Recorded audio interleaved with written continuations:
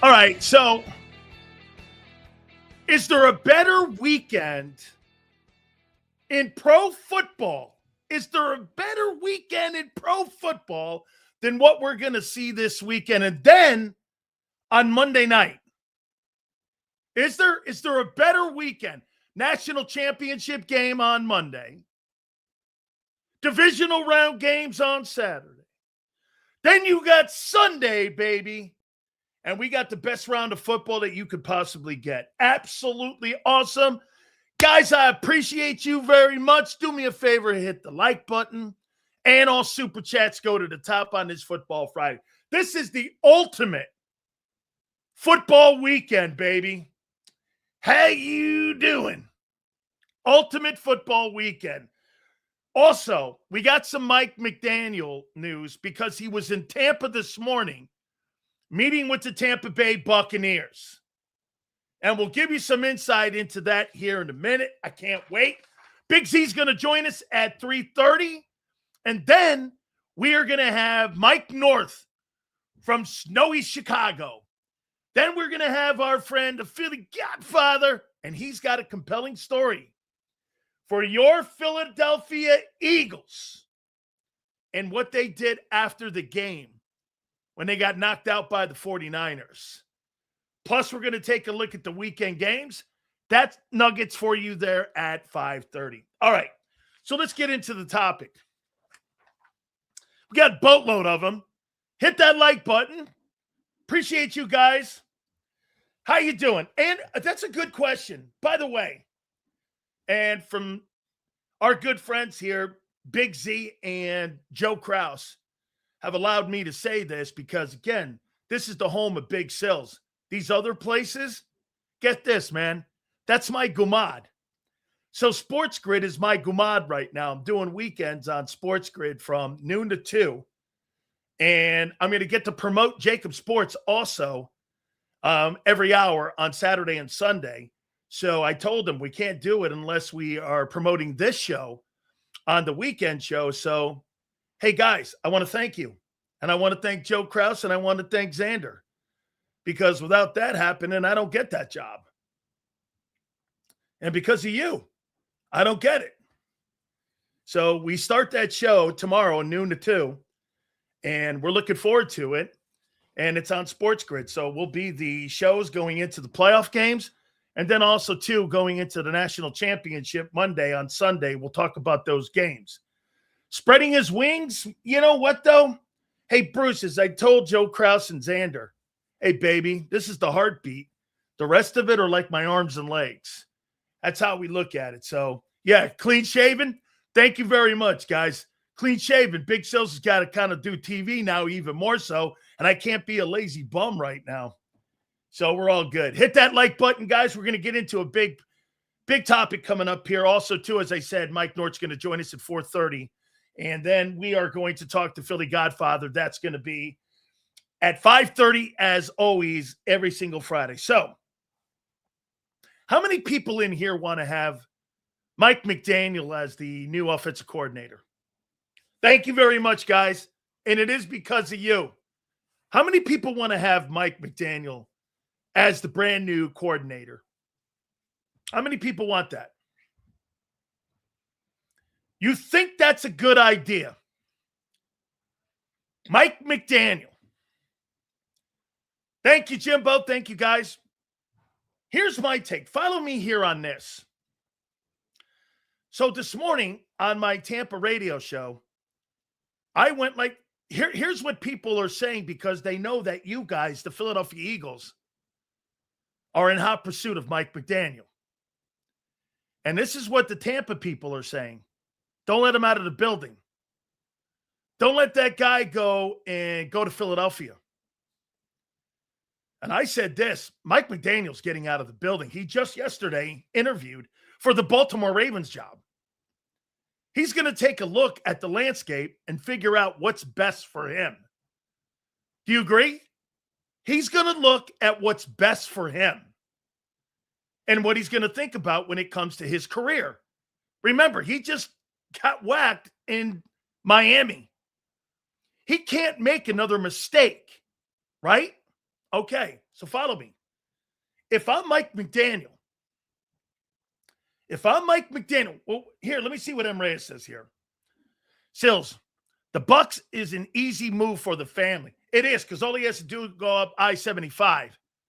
You're correct. Plus state income taxes, and he just might get that job if Todd Bowles doesn't do a good job at coaching that team at 26. You're right.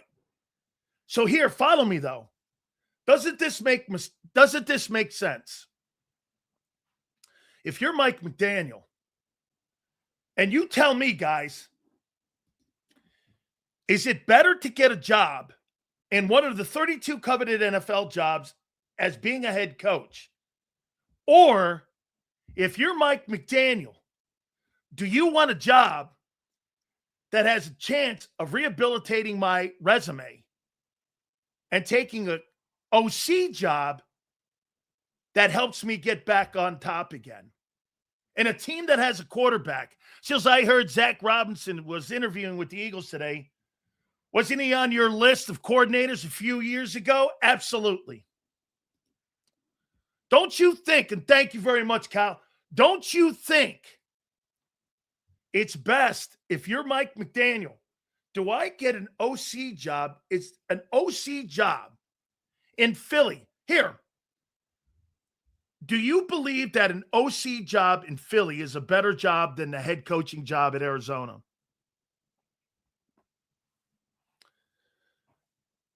Here's why I like Zach Robinson interview. These clowns finally starting to look at McVay tree candidates. If they want things to change, get into a new direction, corporate B Pump is saying that's the way you go. Do you think that Arizona Cardinal job, if you were to accept the head coaching job in Arizona, do you think that's a better job than the Eagle OC job? I don't. What am I going to do if I'm Mike McDaniel? I go to Arizona and I go to Glendale and I take that job.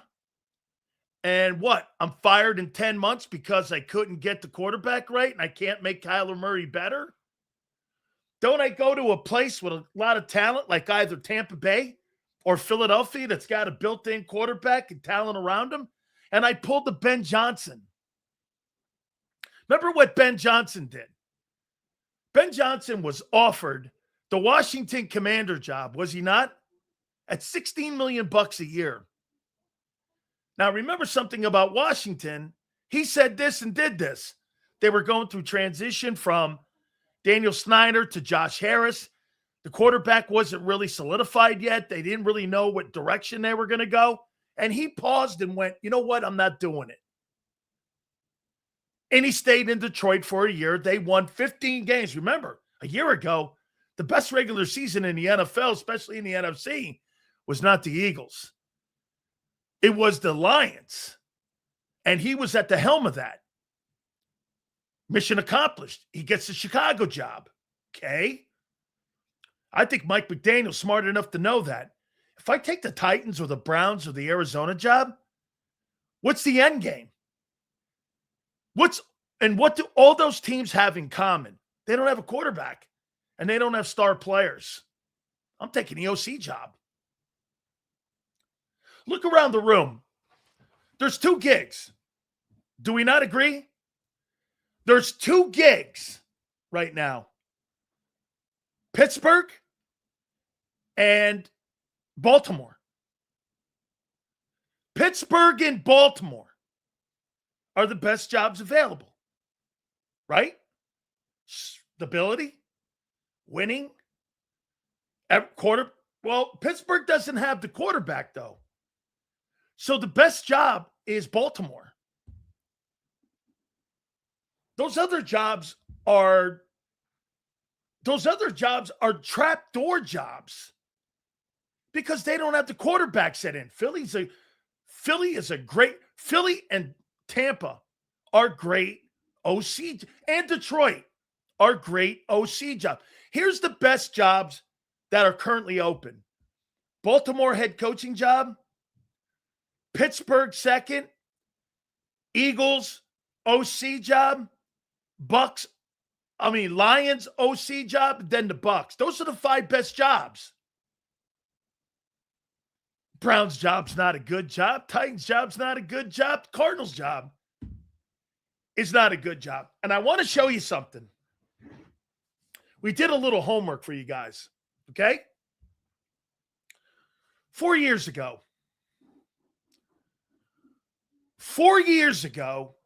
when Mike McDaniel was hired, I want to throw these names at you, okay? 4 years ago, in 2022, here are the names that were hired in the hiring cycle in the NFL. Josh McDaniels, Raiders, fired. Dennis Allen, Saints, fired. Brian Dable, Giants, fired. Mike McDaniel, Dolphins, fired. Brandon Staley, at the end of the 21 season, flipping over to the 22, fired. There's only Dan Campbell, okay, this is 4 years ago. Those guys, again, you're talking about a handful of dudes, and also you would put Todd Bowles in that.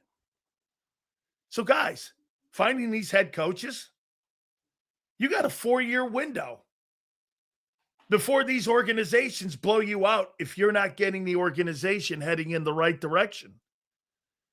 If they're not heading in the right direction, they're going to blow you out in 4 years. Like 20%. If there's 10 hirings, 20% of those guys are going to pan out. 80% of those guys, there's going to be 10 guys this year. 20% of those guys are going to work. And you're going to be back 4 years from now with almost the same teams again. Atlanta's a good gig too. I would put Atlanta in that list too as being a good gig. Here's my point, okay? Just because you got a job opening doesn't make it a good job. So when Mike McDaniel, at the end of the day, does he look at the Philadelphia Eagle job as a great job? I think this is all going to come down to what kind of autonomy that he does have. Can I get to bring my own coaches in? Do I have to coach in Nick's system?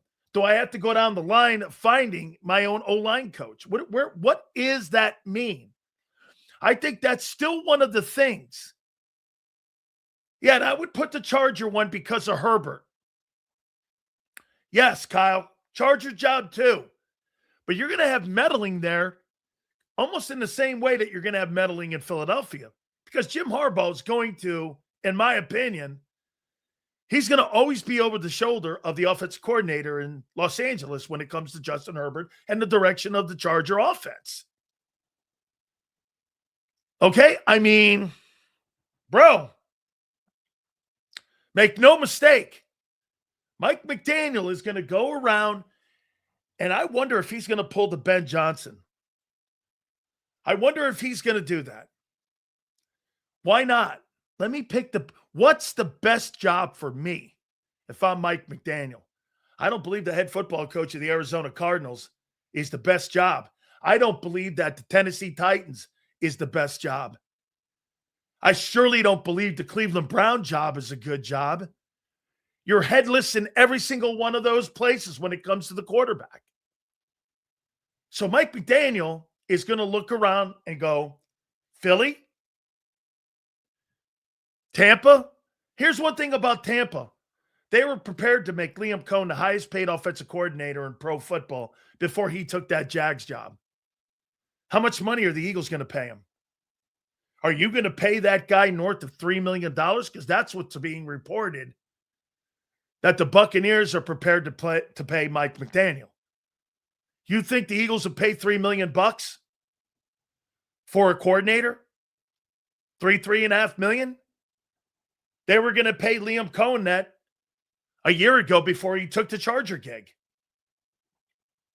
Money and autonomy. That's where the Eagles have to look at right now. Autonomy and dough. Does McDaniel take the Ben Johnson? That Ben Johnson move makes you think that, look at what Chip Kelly did. Let's go down the lane of what Chip Kelly did. So Chip Kelly, hey, Xander, I'm right. Am I right on this? Chip Kelly was the head football coach of the UCLA Bruins, right? He quits that job, and where does he go? He becomes the OC of the Ohio State Buckeyes. They win the national title. He becomes the offensive coordinator of the Raiders. Now he's back in college again, and he's at Northwestern as the OC. He rehabilitated his position coach resume. He may not ever get a head coaching job ever again, but you know what he did do? He'll be hireable by everybody. And let's face it, you get an OC job in Las Vegas with the Raiders, a great coach like Pete Carroll couldn't turn that thing around. What would make you think a guy like Chip Kelly's going to turn that offense around? He's not turning that offense around. Pete Carroll couldn't. And you think that Chip was? Nobody turns the Raiders around unless Al Davis is alive. Right? Okay. So, your offensive coordinator hunt continues. I wonder if they're going to go down that lane. Experience or inexperience again? Why not bring Charlie Weiss Jr. in? Bring him in. See what he can do. Right? How you doing? Right? Nah, hey. All right. Now we get into one of the big sales topics. One of my favorite topics. Jalen Hurts. So let me go here. And let me pull this bad puppy up. Mike Silver. Jalen Hurts. Mike Silver, let me just put it to you this way. Mike Silver is one of the most respected NFL writers. Okay? And Mike Silver is respected. He and I have gone back and forth over some issues, especially when it concerned covering the 49ers. So he's intimating that Jalen Hurts inside the building, Nick Sirianni, Howie Roseman are a little nervous on criticizing the quarterback.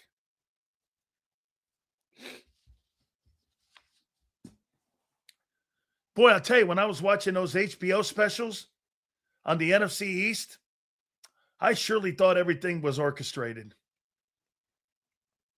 Nothing negative on Jalen, because he's a brand now. Xander tells you he's the face of Jordan.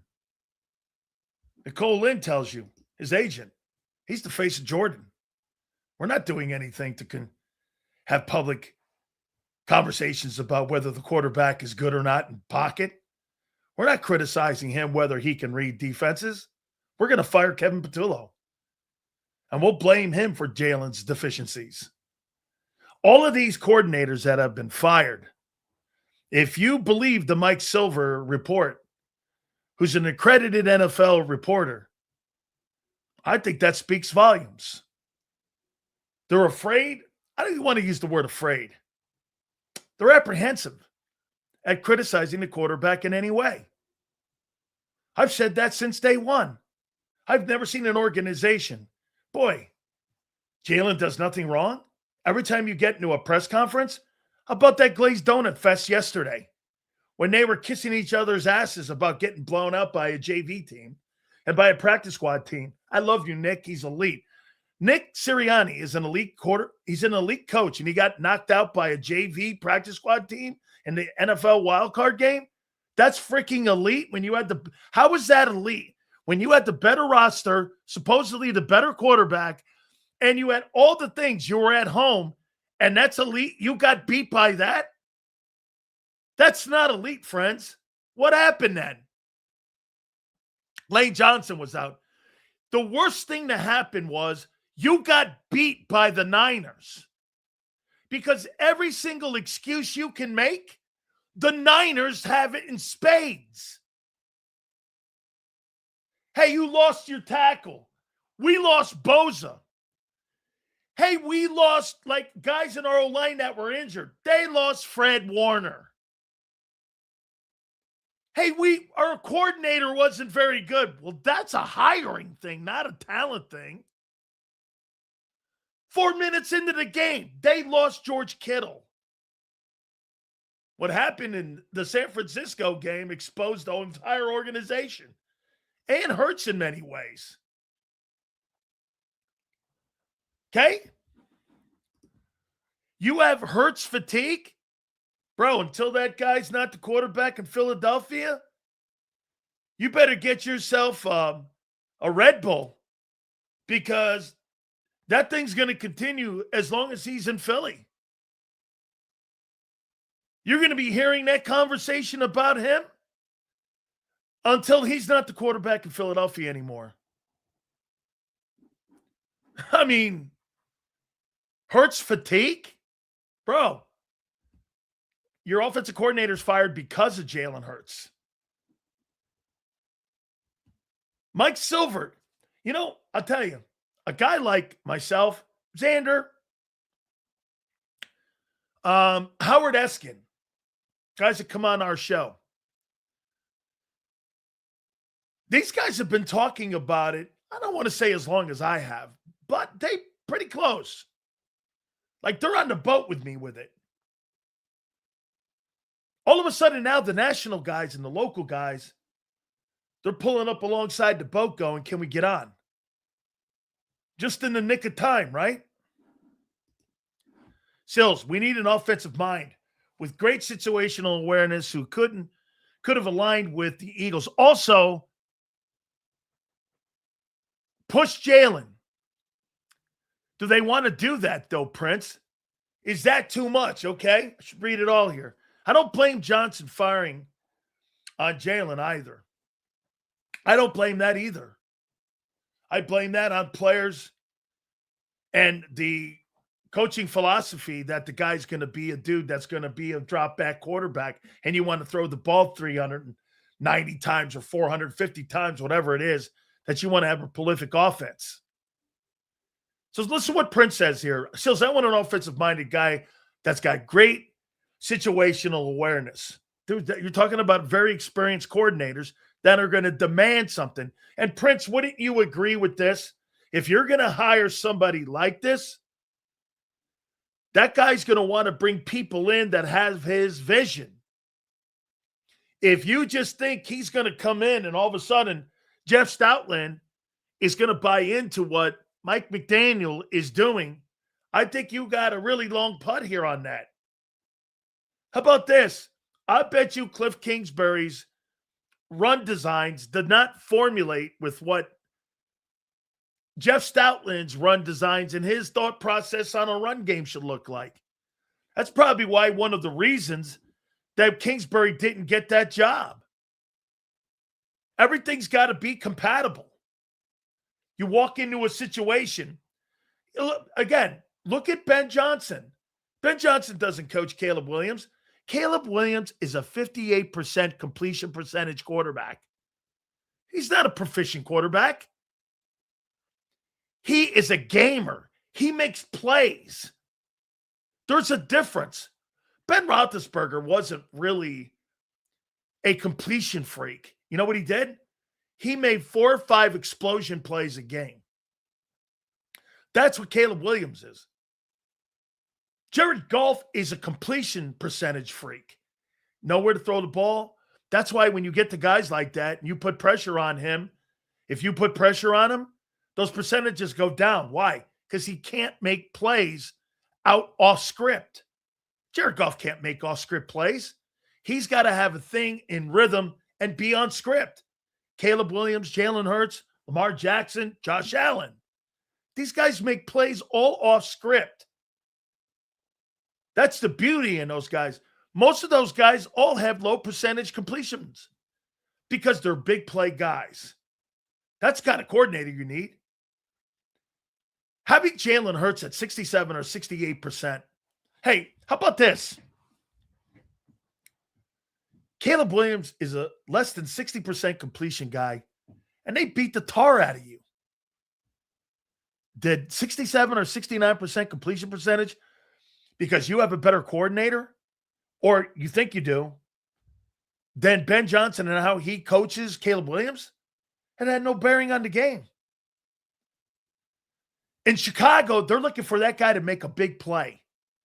They're not looking for him to be in rhythm like you are in Detroit to be in rhythm. The guy in Detroit's in rhythm. Boom, boom, boom. 75% completion percentage. Getting the ball out on time. Bang, bang, bang. Across the middle. Bang, bang, bang. Caleb Williams is this. Rolling. Finding a play. Minus yardage. Interception. Fumble. Doesn't get it done. Touchdown pass. 47-yard TD pass. 72-yard. Getting sacked. He's that guy. He's never going to be a rhythm guy. That's not his skill set. But he's going to make plays. Okay? He's going to make plays.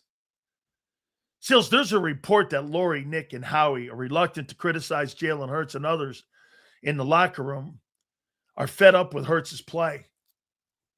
Tell you this. That would be a problem. And if that Mike Silver report is correct, you're inside the locker room dealing with this. Hey, you're not getting it done. And I'm going to get rid of you. So wait a minute here. I don't like Gardner Johnson's attitude. But if Jalen's got a pissy attitude about something, I'm going to tolerate that. You know what that does inside a locker room? Hey, man, I know everybody's treated different, but you don't treat men differently. That's the problem you have with certain places. You don't treat a man any different than another man. When a guy is more important to your football team, hey, when Jimmy Johnson coached us, Emmitt Smith gains me 1,500 yards a year and 25 touchdowns a year, and he's an MVP. You, on the other hand, are a backup defensive lineman. You are understanding who you are. You know who you are, right? You're a backup defensive lineman, and you're down on the bottom of my 53-man roster.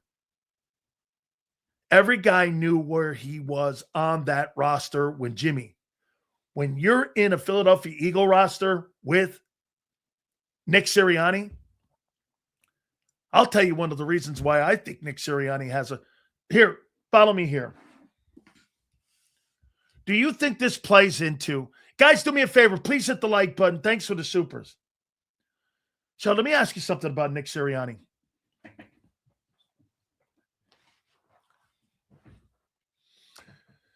So he praises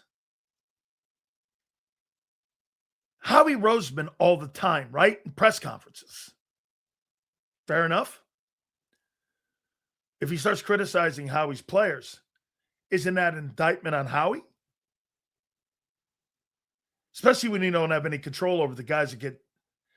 You know what, too? I heard John McMullen say something. If you don't believe that Nick Sirianni has say on who he hires, I don't believe for a second he hired Vic Fangio. I do not believe that.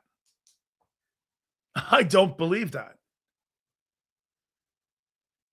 And if that's the case, he hired Ben Johnson and he hired Kevin Patullo. And by the way, they haven't fired him yet.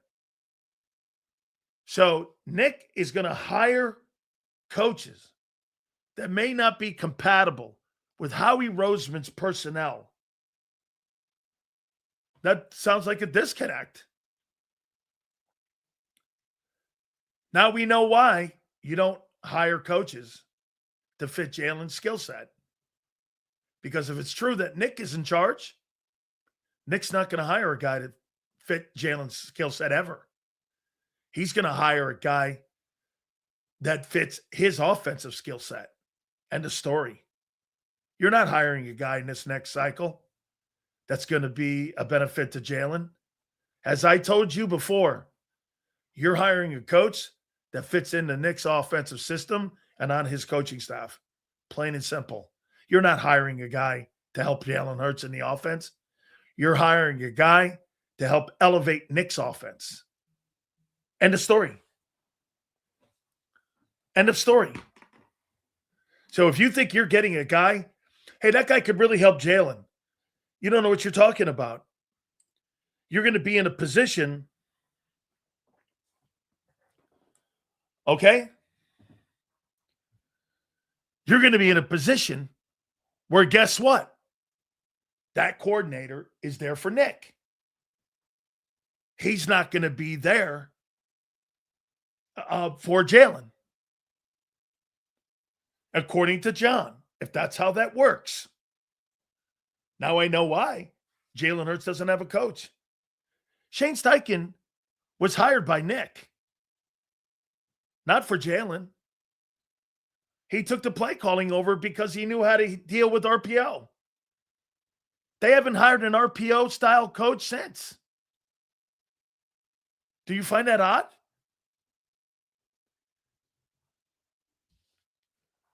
And to criticize Jalen, you're criticizing the owner.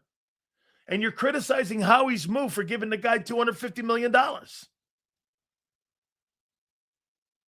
So you're going to do shit Nick's 50-18 way. Dude, in 4 years, Nick Sirianni's got complete autonomy here with this in the direction that he's right. If you want to bring Mike McDaniel and you want to start dancing around whether you think that guy's a good coach or Kevin Stefanski or whomever, you know what Nick has the ultimate in your face with? What have you done in the last 4 years? I could sit down in front of anybody if I'm Sirianni and go, what have you done in 4 years that we haven't done? Elevated offenses. Elevated offenses? How about I'm 50-18 with 2 NFC titles in the Super Bowl, and I'm 6-3 in the playoffs? Again, come at me again with what? You want to help my run game? Fine. We need help in the run game. Pass game? Quarterback is who I told you he is. We're not asking that quarterback. I'm not bringing you in here for the quarterback to throw 650 times. That's not a formula we've won here. I'm 50-18 running it my way. You guys think all of a sudden they're going to elevate? Nick's going to take a little bit of what this new guy's doing, and if that guy doesn't conform with the way they've been winning here, that guy's going to be out of a job at the end of 26. So the Eagles really blew a big opportunity this season for a repeat. Love the show. Thank you, my friend. Appreciate that. Yeah, this is a blown opportunity. 23 and 25 are blown opportunities. You guys think you have this window open for what, 8 years? Shit. You've never had back-to-back championships in your entire franchise's history. You've got 2 in 60 years. You've got 4 appearances in 60 years, and you got 2 wins. My opinion, as I said before, I think you've laid probably 2 Super Bowls because of the way you do business. You should have 4 Super Bowls right now. Let me show you something on how an organization is to be run. So, how do you look at it? How do you look this way? So, Bob Kraft has a shot to get back to an NFC championship game and win it and get to the Super Bowl in Santa Clara. Team's got to go up to Gillette, the Texans, right? So a dome team, now defense travels, but they got to go up to Gillette and Foxborough in bad weather, okay?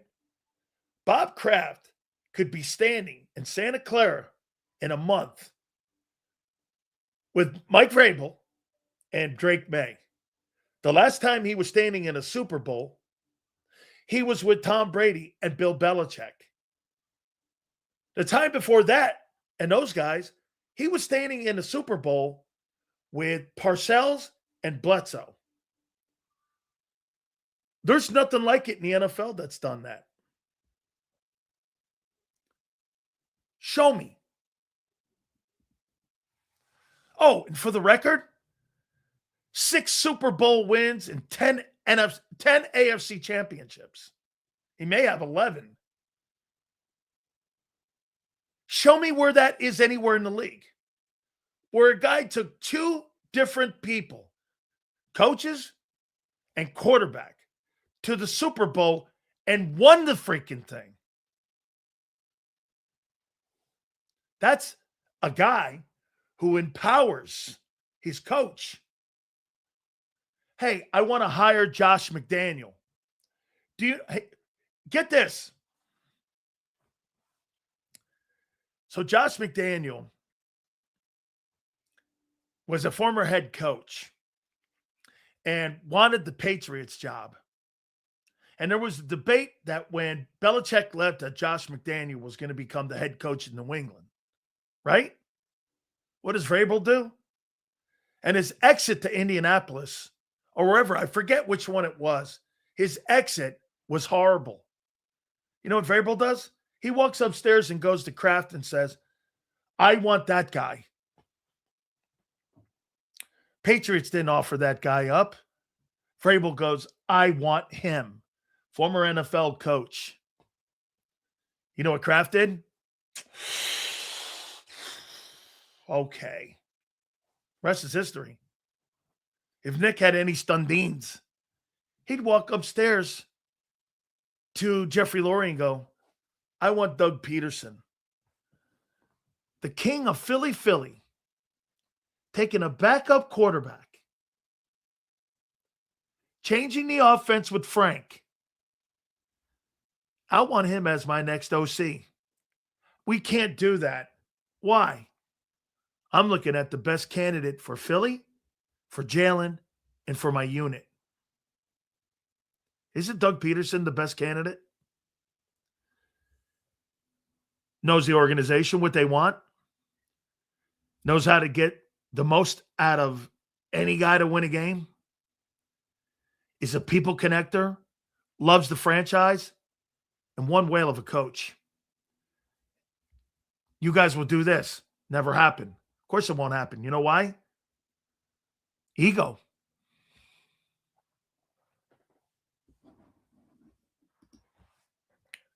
I'm not saying you're wrong, Sue. I'm saying they're wrong. Hey, dude. I would hire anybody if he made my team better. And I don't care what it meant. If I had to put my ego aside and my team became better, I would hire the guy. I'm not going to sit there and do this. I don't want to hire it because it's bad optics. That's not coaching. Bad optics has nothing to do with football. Bad optics? What are we doing here? I want to win. Don't you have the same vision as me? I want to win, whatever that looks like. No, they can't. Sills, they would never do that. I know they wouldn't. You know why? I thought for sure I was going to hear people say that the Eagles are going to think out of the box. That's out of the box. You know, you hire as your quarterback coach, Nick Foles. Foles as your quarterback coach. Doug Peterson as your head coach. Frank Reich as your passing coordinator. Then you can keep your Bobo if you want. And he can learn from. Can you tell me this? Ask yourself this. Frank Reich, Doug Peterson, and Nick Foles on your offensive coaching staff. You think your offense is better with that? And do you think that offensive coaching staff would look like the coaching staff you have on defense if you brought those personnel guys in on your offensive side? Yes or no? If I hired Frank Reich, Doug Peterson, and Nick Foles as my quarterback coach, and I had Nick Sirianni in there with those four dudes, you're telling me that doesn't rival your defensive coaching staff?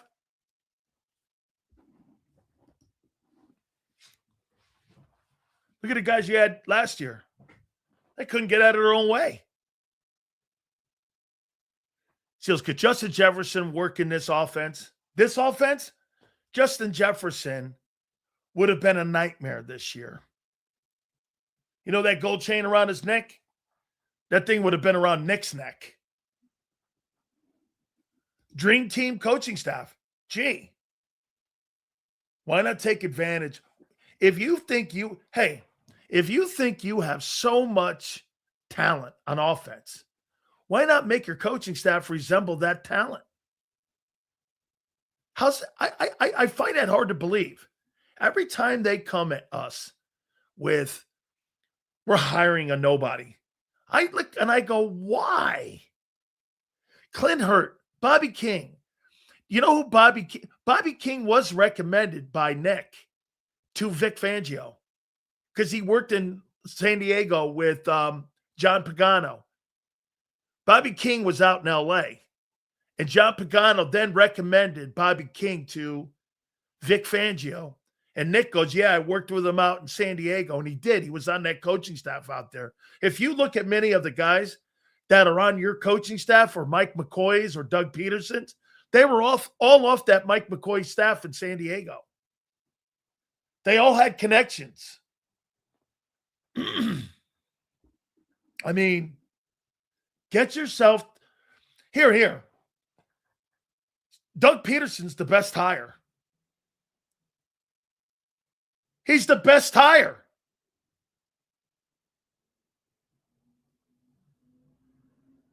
Doug Peterson's the best hire. Okay? So get this. If I'm going to hire a guy who's been fired, at least have him won a Super Bowl. At least have been in the playoffs that you can talk Nick.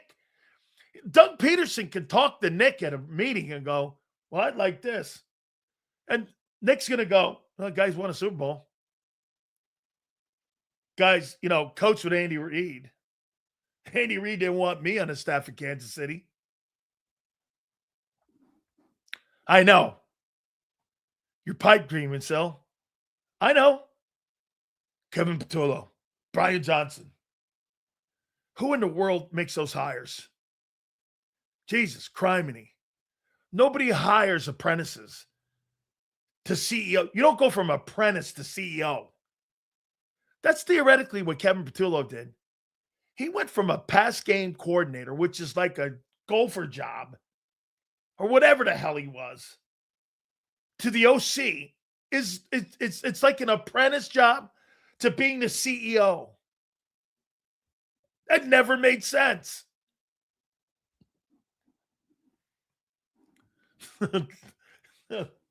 Why not? If you hire somebody that's never called plays before and you want to turn around and you want to hire somebody that's a chick, why not? I don't know. She may be better than what Kevin Patullo was. How about getting John DeFilippo back in the organization with those guys? He was a great quarterback coach in 2017. Hey, by the way, too, that's another thing. That's actually a great point, Trav. Hey, dude, sometimes when you hire certain assistant coaches and they were in a place and you bring them into your place and you wonder why they don't pan out, you know why? Well, who are the guys he was working with at the previous stop? How talented are those guys? You know how some people pluck a guy like here, Raheem Morris coming out of the LA Rams organization and becoming the head coach of the Atlanta Falcons. Okay, well, the Los Angeles Rams have a great organization. The head football coach is one of the ultimate play callers. Plus, you have Les Snead and Kevin Demoff in the building. Those are exceptional executives. They're exceptional. The coach is going to go to him. You know what the coach does? You take the defense. I'm over here. I have final say on everything. Run it by me, but you're the boss. That's what Wade Phillips told me. That's what Wade Phillips told you. Hey, at the end of the week, Sean McVay has a meeting with his D coordinator, and they go over stuff on what, he wants to accomplish. And most of the time, Sean doesn't say anything. Sometimes he does. It's his shop to run. That's what they do in Philly. It's his shop. You know what's crazy is that Vic Fangio runs his own shop in Philly. OC in Philly doesn't run his own shop because the head coach still runs the shop. You're an apprentice when you come in. If Mike McDaniel or any of those other guys roll into Philadelphia and think you're going to supersede Nick Sirianni, Xander's right. You might as well fire the guy. If you don't want him to be the face of your franchise and run the team, and you want to kind of have him as like a puppet coach, then why not just fire the guy? All the things that I said were true. He's not a product of that. He didn't build that record. He's a product of the record. I think some of you are starting to come around to it. It's one or the other. Either that Nick built that record, or the organization thinks that Nick was a caboose. Hey, the next hire is going to tell you. They got to be very careful on this next hire. Because this next hire will expose Nick Sirianni. If you hire this incredible offensive-minded guy and he changes the entire coaching staff, what do you guys think the key will be on the hire, on knowing if the guy's got autonomy or not? What do you think will be the one thing that will tip it off, that will tell you that the coordinator has say? What will be the one thing that will tell you that that guy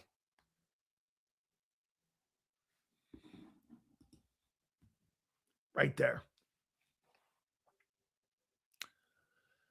If Jeff Stoutland is still on the coaching staff with the new OC, and you're expecting a different style of play, Jeff Stoutland won't be on the coaching staff. He's a run game guy, not a pass coordinating guy. Since when have the Philadelphia Eagles ever had a prolific passing game? These are the first guy that's ever had 1,000 yards in the history of your franchise. How many guys have you ever had that had 100 catches prior to these two freaks showing up? None. If Stoutland's still here, it's Nick's show. If Stoutland's not here, it's the new dude show. And that means they clipped your coach. That means your coach and this dude here. Remember one of the questions I asked with Kellen Moore? I said, I wonder what that relationship with Nick Sirianni and Kellen Moore is going to be. Well, you know what Kellen did? Kellen bought into what Nick said. Quarterbacks limited. We got to run the ball. You can't throw the ball around with all that motion BS. They were running motions, all kinds of things that in the first 4 games of 24, that went away. They took a blowtorch to that playbook, and it went run right, run left, run right, run left, throw a little, run right, run left. They took a blowtorch to that. By the way, I'm not suggesting in any way you fire Jeff Stoutland. I mean, but let's be candid here. All those players that they've drafted and brought in, he hasn't done anything with them. Who's he developed in the last 3 years? Mulata? Fair enough. Who else? Cam's going the other way. Well, Silsey's hurt. Okay. Cam? Silsey's hurt. Okay. How about Tyler Steen? He's a dude. Hey, Sil's Fred. I think Fred's a pretty good backup. He's done a nice job with Fred. Fred's a backup, but yeah. How about all them other guys you spend all those draft picks on? Now, they're not high draft picks. You're expecting to find Jordan Mailata in the 5th, 6th, and 7th round again. I think that's a pretty long putt for you. But how do you think the offensive line kind of regressed a little this last year? Once again, I'm not telling you to fire the guy. I'm telling you the OC want to come in. He want to change that guy. If you're going to have a passing attack, that may not be the offensive line coach that he wants to bring in. He might want to bring in his own guy. How do you know Stoutland wants to work with a guy? Does Stoutland have any say when it comes to Nick? Hey, Nick, I can't work with that guy. Okay. Well, we're going to move in a different direction. You think the organization, now let me ask you this. You think the organization hires a coordinator based on what can work with Jeff Stoutland and Nick? Well, then you're limited more. I think Jeff Stoutland's going to the Hall of Fame. I do. That don't mean he fits with these new guys coming in. You could be a great coach and not fit in. You know, you guys ever hear the name Dante Scarnecchia? You guys know who that is? If you think that Jeff Stoutland is better than Dante Scarnecchia, you're drunk on Eagle Green. They fired his ass after Bill left. That was Bill Parcells' and Bill Belichick's offensive line coach. One of the greatest in the history of the sport. Okay? One of the greatest.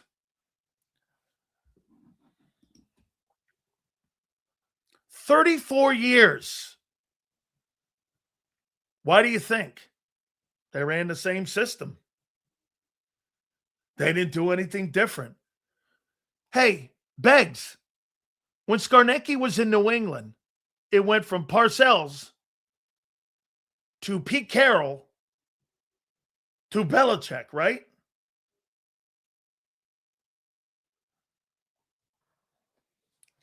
Dante Scarnecchia. By the way, so people know who he is, once you post his rings and his AFC championships. But when a new guy came in, they forced him into retirement. Dante Scarnecchia? Look him up. New England Patriot. Owner of 11 AFC championships. 6 Super Bowl rings. Truly, you could make him and McKintrick, who was in San Francisco, as 2 of the greatest offensive line coach, Hudson Houck. There's so many great ones. Jeff Stoutland is a really good one. There's no question. But these dudes, Mud was one of the greatest offensive line coaches of all time. Okay? My point is that I'm making, this is not really more about Jeff. This is more about the organization and what they're going to let loose and how much control you're getting. If Jeff Stoutland is going to be in the coaching staff and Jeff wants to work with the new dude, maybe he doesn't. I mean, maybe he doesn't. Okay? But you're going to know how much autonomy this new OC has when you see the new hire. Okay? And if Jeff Stoutland is still on that staff, like I said, look, Dante Scarnecchia, Jeff Stoutland, Howard Mudd, Joe Moore, those dudes are truly some of the greatest offensive line guys of all time. And Stoutland's in that. Anybody put up Scarnecchia's rings and how many he won? It's mind-numbing. I don't want McDaniels. All his Miami team soft. Well, okay. So you're not looking to improve the pass game. You're looking to improve the run game. Well, Mike McDaniel doesn't fit then. Mike McDaniel is a pretty good run coordinator too. That's a pretty good run game down there that they had. You know, not bad, but it wasn't spectacular or anything. Sills, when do you think we have a new OC? How do you know he's still not coaching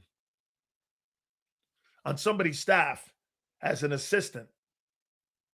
And he's not on the McVay or the McDonald tree up in Seattle. How do you know he's not one of them dudes? Okay, so I don't know. You know, why wouldn't you want to hire somebody from Ben Johnson's coaching staff? Who's working with Ben? That's who you hire. You look at the teams that are having success on what you want and what you envision. Boy, they run the ball around and throw the ball around like we want to have a coach come in here and coach Jalen Hurts. Well, who's playing like that now? Chicago. All right. Who do they have on that staff that we'd like to bring in?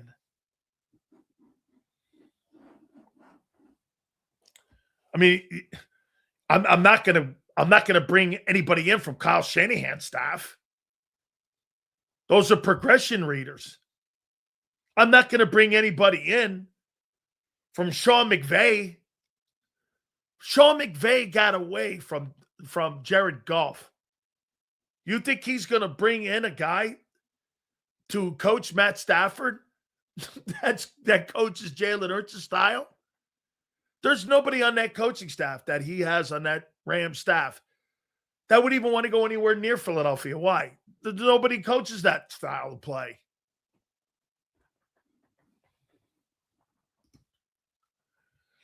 Dante Scarnecchia, 5 Super Bowls, 10 AFC championship games. And they fired his ass or forced him into retirement because the new staff came in. Scarnecchia's departure was a disaster completely. You take that guy out of the building. One of the greatest offensive line coaches in the history of the sport. Fire every coach on offense? Whoa. That means you're firing a 50-18 team's offense. 2 NFC titles. You want to fire everybody because what? We stumbled in a game, in a wild card game, and we won 11 games? NFL doesn't think like that. They think they're, hey, do you think the Eagles think they're a play away or three healthy players away from winning a Super Bowl? Or do you think that they think that they're a coordinator and a quarterback away? Ask yourself that. Do you think the Eagles think they're a coordinator away from winning a Super Bowl or a quarterback and coordinator and health away from being? They think they're a coordinator away. They don't think that other stuff. They don't think they're a quarterback away. They think they're health and a coordinator. And they get both, they're going to win again. Tank fits McDaniel's offense more than Saquon. So you're bringing Mike McDaniel to improve the run game. Interesting. She goes, I was curious with Jason Kelce's criticism of players. Do you think his opinion is higher valued than other media because he's been under those coaches? Got to always be careful here, my friend. Does Jason speak for the players, himself, or the organization, or all of the above? Remember something. He's got a funny relationship now with the Philly fans, I think. Rooting against you in the Super Bowl and rooting for his brother. I wouldn't do that. If my game in a football game, if a football game is the predetermining factor of my love for my brother, we got a problem. I tell my brother, hey, just like we were in the backyard, I want to beat you at tackle football. I want to beat you at shooting hoops. I want to beat you at wrestling. But when it comes to the Philadelphia Eagles, hey, I want my brother to beat the team that gave me everything I had. I don't look at stuff like that. Hey, my love for my brother has nothing to do with a football game. My love for my brother has everything to do with what we say and what we do and how we build our relationship as we move and get older in our lives. That ain't through a football team. That ain't through a game. That has no bearing on my love for my brother. I mean, I don't know how people tie that in. If I root against my brother, I don't love him. No, I'm rooting for my team because I love my team and I don't like the Chiefs. I don't want my brother to fail. I want your Chiefs team to. I'm not rooting for the Chiefs. Yeah, really. Like the Super Bowl was going to determine the love of our relationship. Sounds to me like it wasn't really a relationship to begin with then. That's my problem with Jason Kelce. Jason Kelce wants his cake and eat it on both sides, and all the BS that they say and all the stuff that he says to the media. And then he comes in and he's a mouthpiece for the organization. And he tells you all this other stuff, this player accountability. Yeah.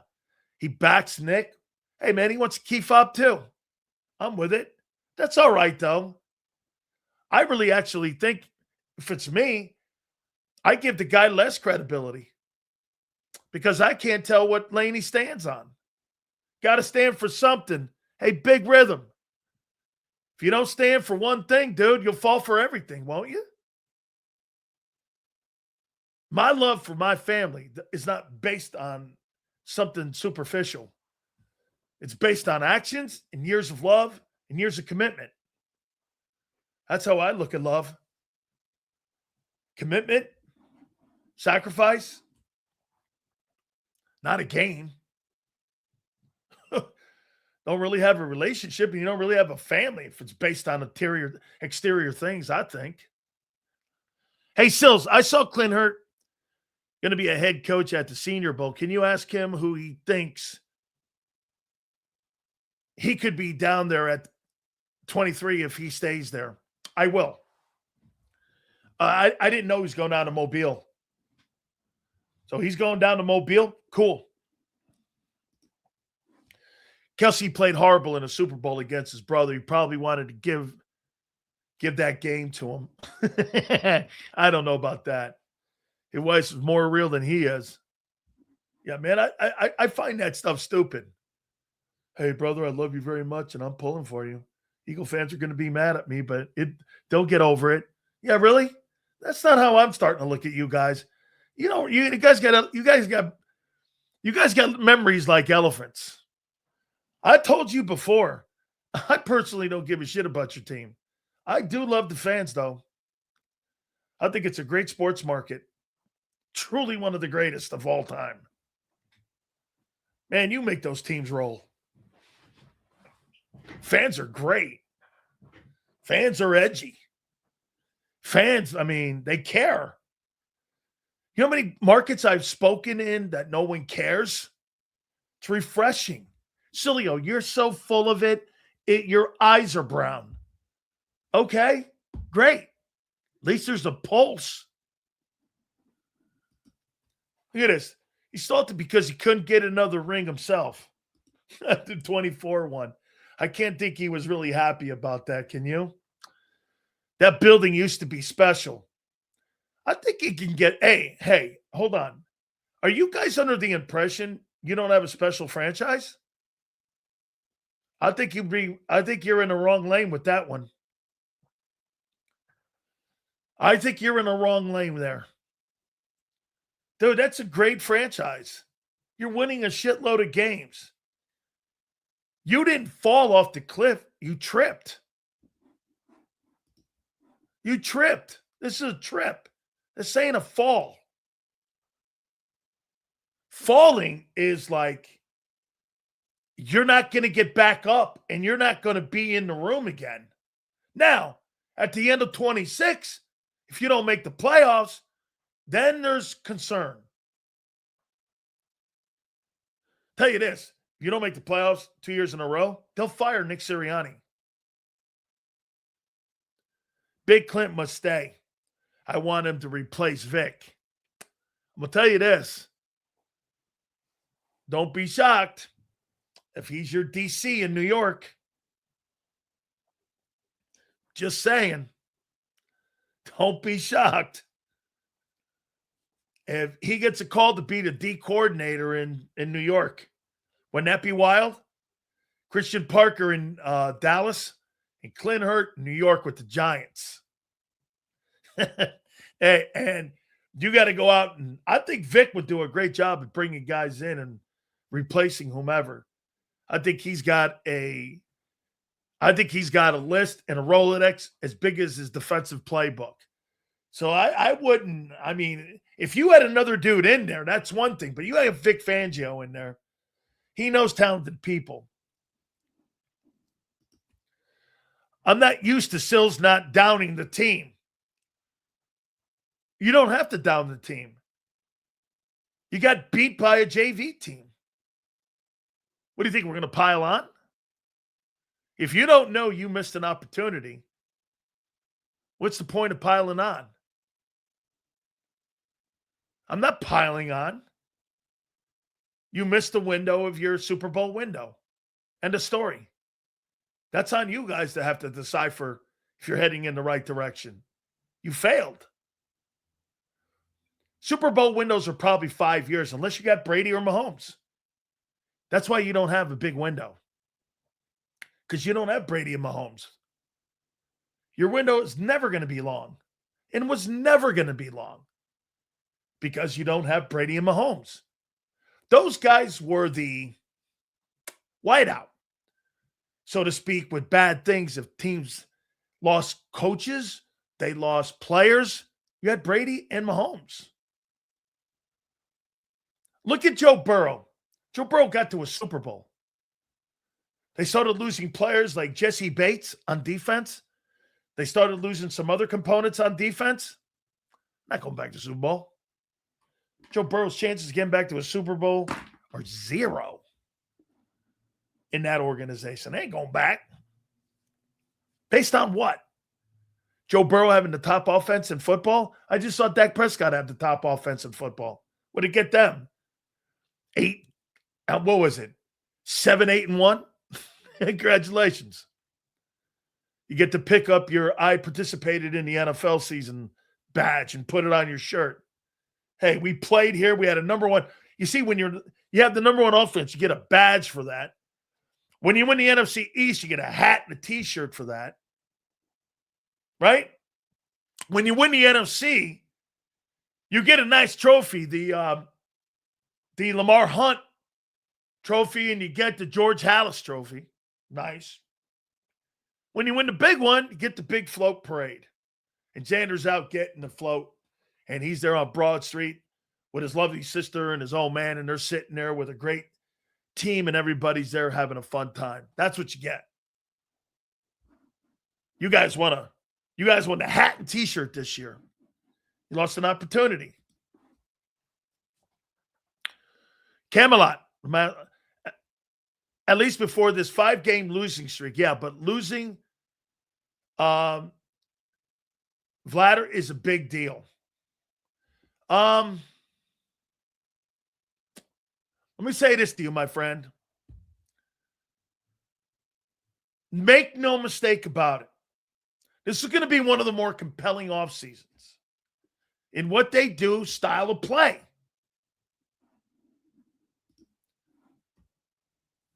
Titans requested an interview for Steve Spagnuolo.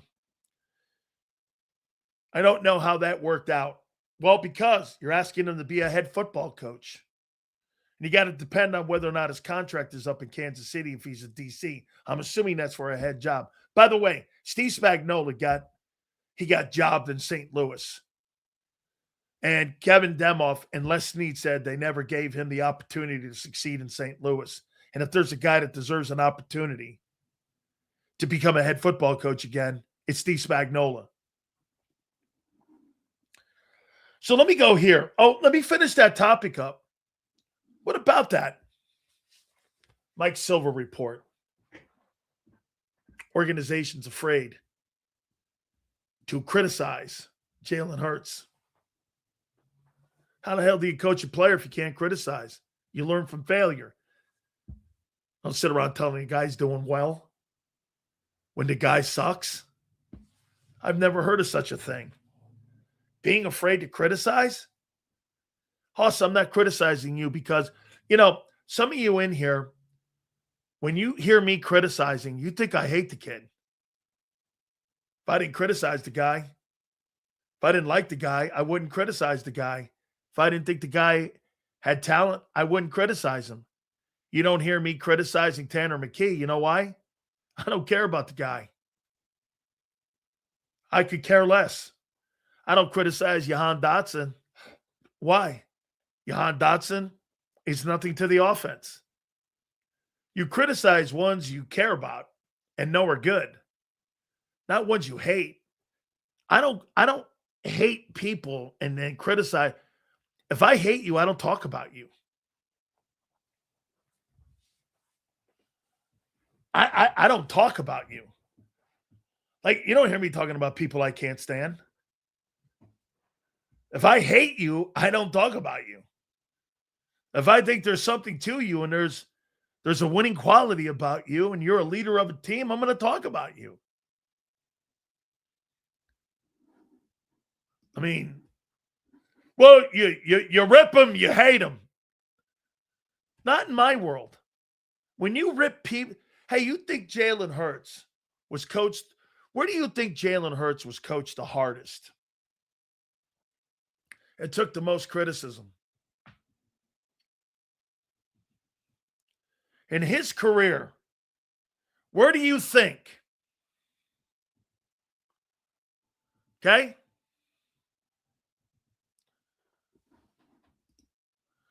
Why get the OC? Your quarterback ain't good enough. Sill's last 2 days. What are you going to change? Okay, Emrys. You get a coordinator and you bring him in. What's he going to change? That you were 50-18. Curious. This guy, Emrys, is so dumb. I mean, seriously, he would be the last guy picked in flag football, and he'd be the first guy you murdered in dodgeball. Like, where's Emrys? I'm putting this dodgeball right in his face. He'd be the first guy you hit in dodgeball. You know, the guy that stumbles at the line there where you can't go over the center line, and then you would just wind up like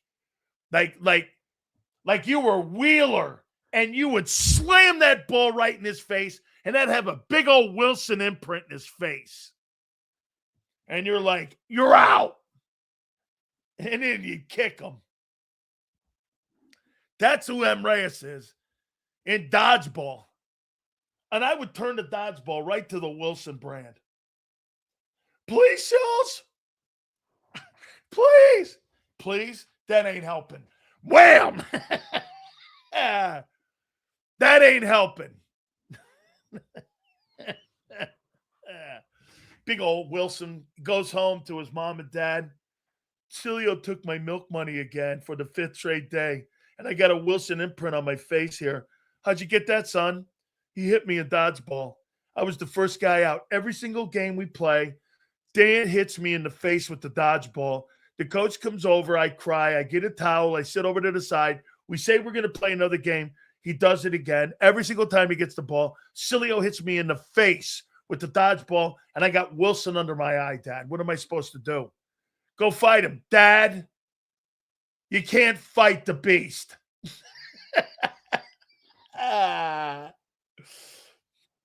Holy cow. I'd have so much fun torturing that kid in school. Every time he came walking by in the hallway, I'd trip him.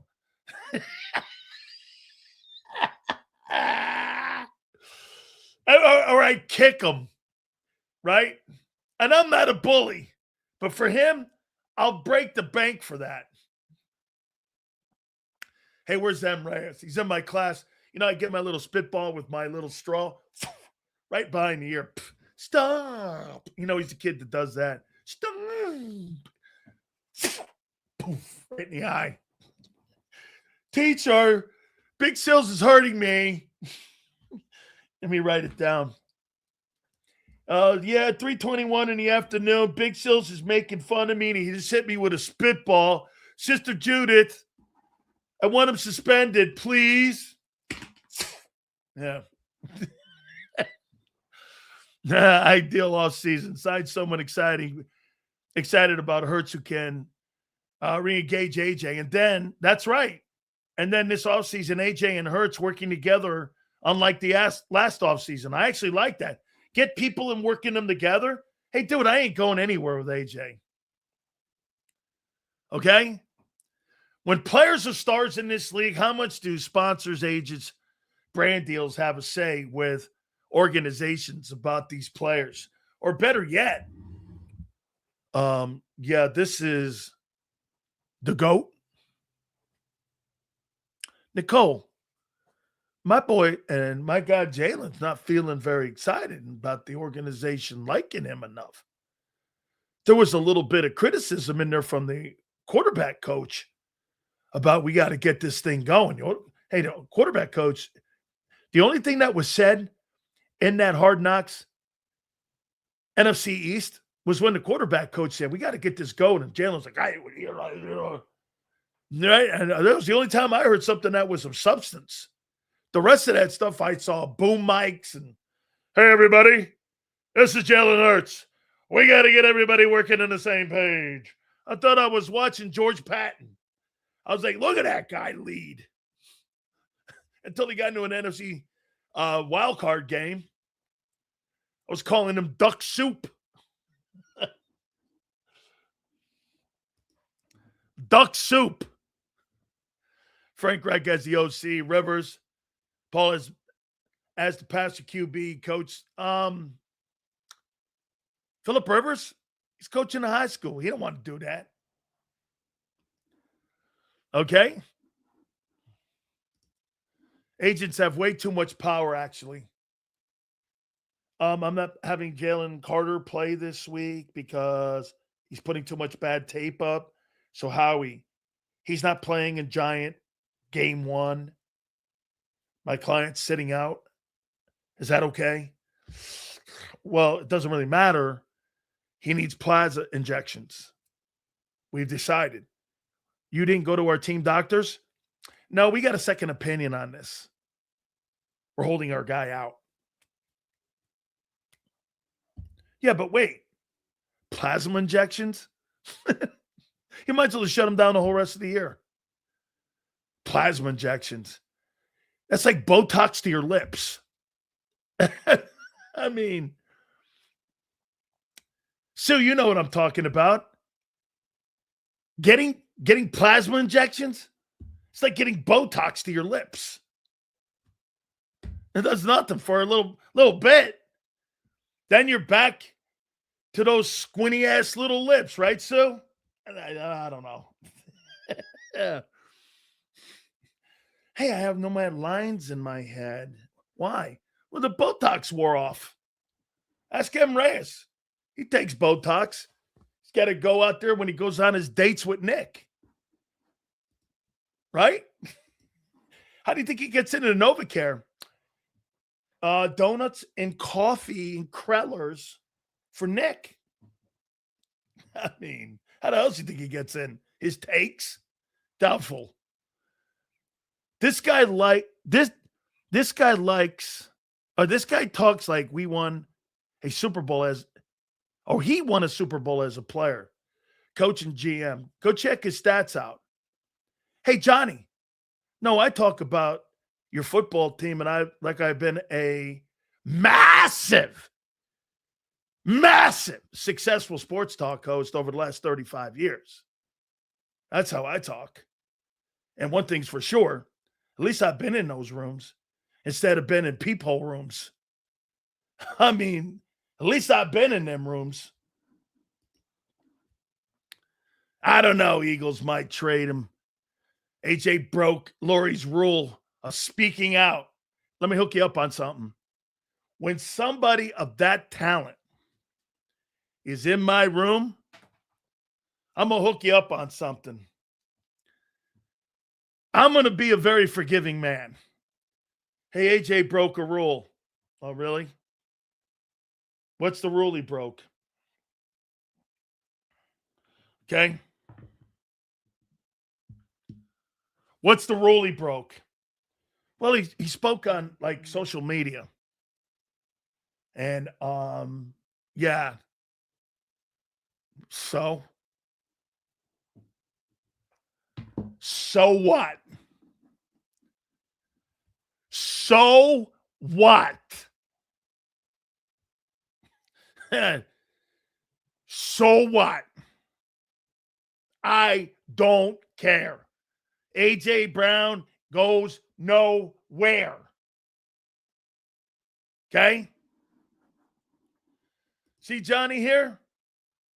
Johnny cares more about taking shots at me than his shitty teams play this year. All needs to be said. Hey, Johnny, have at it, kid. Glad you're in here, son. So when you go to bed tonight and you write down other little insulting things to say to me, you could do that on the weekends now, and you could do that on Monday too, okay, son? So when you're sitting there with your boyfriend and you're writing all that stuff down on what you want to insult me on, we'll be talking about the Eagles going forward. Happy to have you, kid. Keep the algorithm going. Sills, isn't it crazy how all the former Pop Warner players and high school hopefuls and Madden coaches take shots at a guy who actually has a resume and can't be unwritten from history? I know. I got 2 national title rings, and I was a star in college. And I was drafted almost as high as Jalen Hurts. How you doing? This guy was like 15, all Norristown, all city. But I got hurt when I ran to Wawa, and some guy opened the door, and I broke my knee. And before you know it, my cartilage was gone, and I was delegated to being a broom closet guy, like Howie Roseman when he got fired the first time for Chip.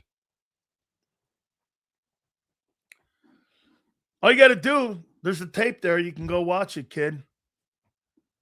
It's there for the world to see. Go watch my college highlights. You don't believe me? Go watch it. It's documented. They'd rather keep a stress out AJ. Whoa. No. I'll tell you how I handle AJ Brown. By the way, we got almost 1,000 on all the platforms. Appreciate you guys, man. Thank you. Please hit that like button. This is what I say to AJ. AJ, I want you to come into my office, man. Sit down, son. AJ, how can I make you happy? Right there, you put it on the table, because then he gets to say if he wants to be traded. Well, and then if he starts beating around, no. We're having a man-to-man conversation here. How do you want, and how can we make you happy? What do you want? If he says new quarterback, if he says I want to trade, now we're in a different place. If he says I just want to be more involved, I'm not moving that guy. It's my job to get him involved. If you're a coach, that's your number one job, is to get him involved. Like Kurt Warner said on our program. My job is to make him happy. Well, I don't want to go down that lane. Wait a minute. I'm not talking about treating anybody different in your locker room than any other man. There's 2 different conversations. I'm not treating any guy differently as a man than I would someone else. I always tell people, just because you have more money than other people, that don't make you a better man. That's got nothing to do with being a man. Now, we got to talk about our football team. How can I make you happy? I want you here, but not at the expense of all the noise we had. We can't have that. And by the way, as a champion, you know that. You need to have, I don't know if they have come to Jesus conversations with these players. Because if you did, that shit would not be going on. How did Mike Tomlin get Antonio Brown and Le'Veon Bell to play for decades in that place and got the best out of them? Because he had come to Jesus conversations with them. I think you have to have come to Jesus conversations with Jalen. Sit his ass down. Hey, dude, we got to improve the pass game here. How can we make that happen? By the way, Jalen, we need you to run more. If you can't run, We got a whole different way of looking at the offense then. We got to come up with a different way. If Barkley's toast, we got to figure that out. This is about getting to yes, not about getting to feelings being mended or feeling good about yourself. This is the NFL, dude.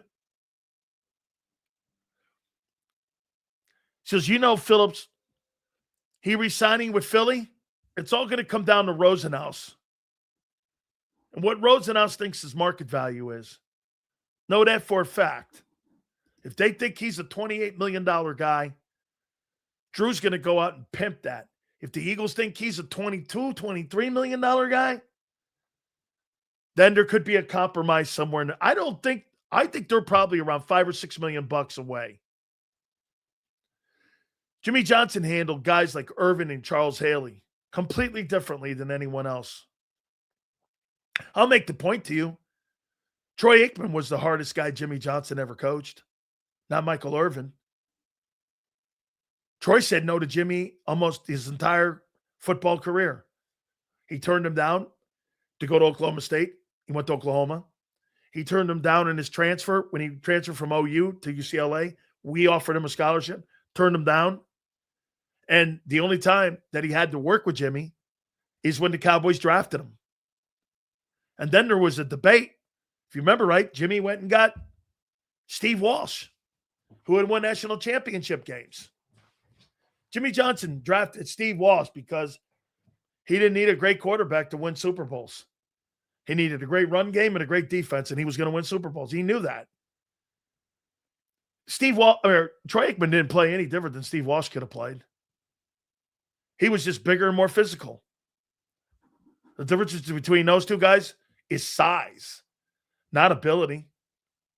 Steve had a pretty good arm. They didn't need the arm. They needed it on third down. Troy was never a 4,000 guy. He was 3,200, 18 touchdowns because he had Emmett and Emmett's longevity. Emmett won those championships. Troy had nothing to do with it. The triplets order is by far Emmett, Michael, and Troy. Troy's the third dude. You would have won Super Bowls without Troy Aikman because Jimmy would have got a guy that played like him. He was the most replaceable of the three. Emmett and Michael are not replaceable. Aikman was replaceable. He was thinking about replacing him. Do you think Sirianni and Hurts are strapped? Do you think Sirianni and Hurts are strapped with Jalen? Because Jalen, for the most part, made Eagles and them look good with winning. Howie for drafting a Super Bowl MVP and Nick for his record. Jason, if 50-18 is strapped and 2 NFC titles, I don't know.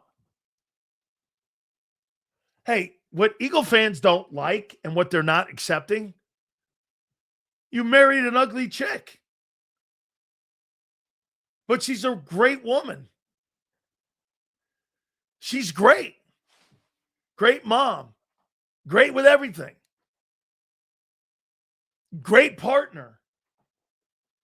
It just doesn't look the best. You always question, could I have done better?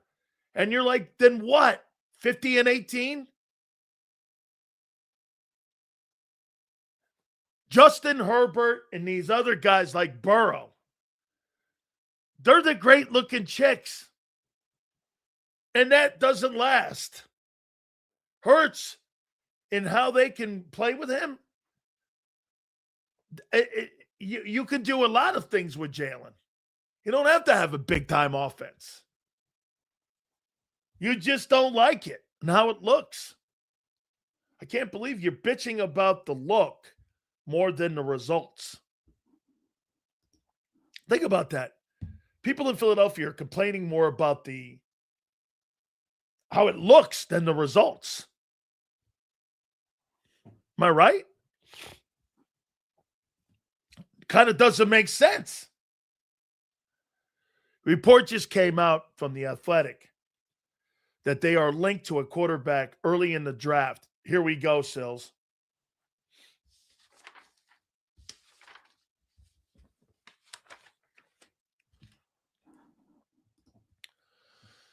That's what I mean. Howie and Sirianni backing Hurts because he made the Eagles look good for most part.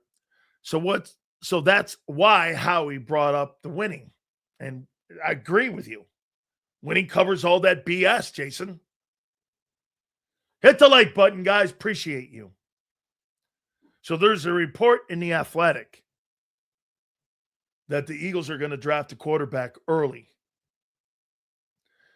If that goes on, this will be the greatest offseason in history if they take a quarterback in the second or third round. Like, if the Eagles draft a quarterback and it's Fernando Mendoza in the second or third round,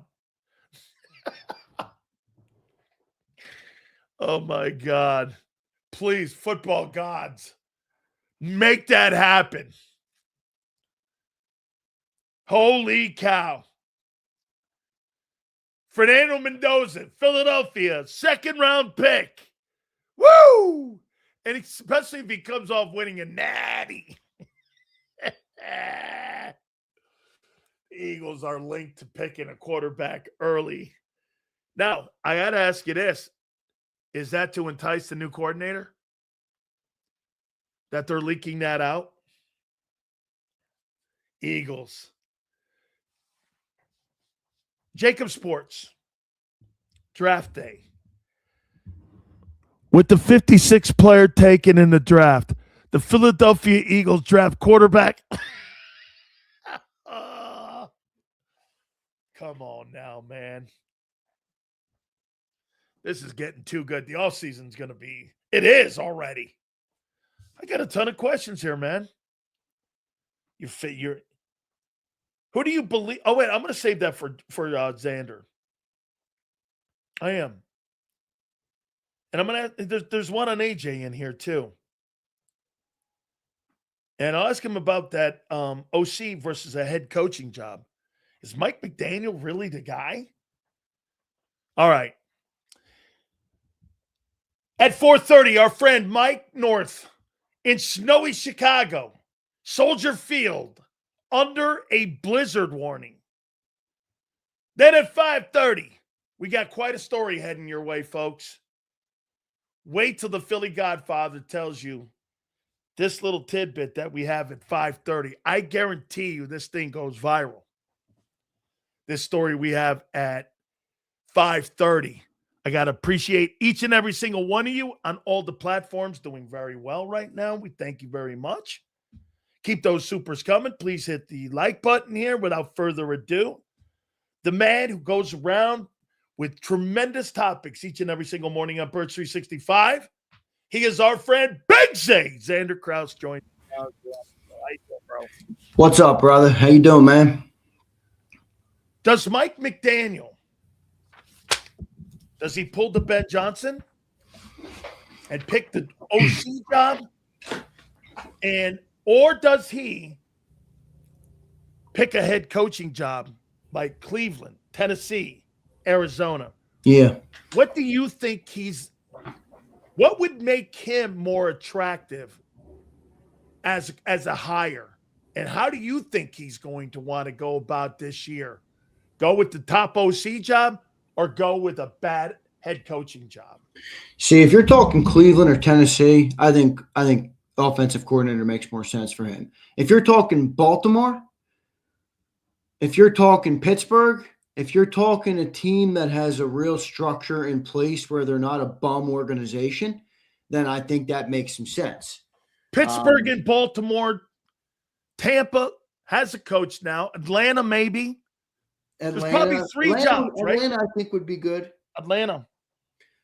Now, here's my pushback from an Eagles perspective on for Mike McDaniel. If you're going to go the route of, all right, let's rehabilitate and go offensive coordinator, and wait for my next opportunity. If you're going to go that route, why go to Philly? 2 of the last 3 coordinators have been fired. Offense has been an unproductive passing game. Now, maybe he looks at it as, boy, if I turn that passing game around, I'll really be coveted, especially with the new wave of quarterbacks coming in. So there's advantages. But I also think it's a big risk because if you don't elevate us from the 29th passing game, which Kellen Moore couldn't even do, he had the number 1 passing game in Dallas. Isn't that a risk? If you fall flat as a coordinator, now you've fallen as a head coach and a coordinator. I would take the Tampa job. You know why? The head coach is on thin ice. Yeah, well, they're not going to – I doubt that they would fire the coach and then elevate him. How often does that happen? That doesn't happen that often.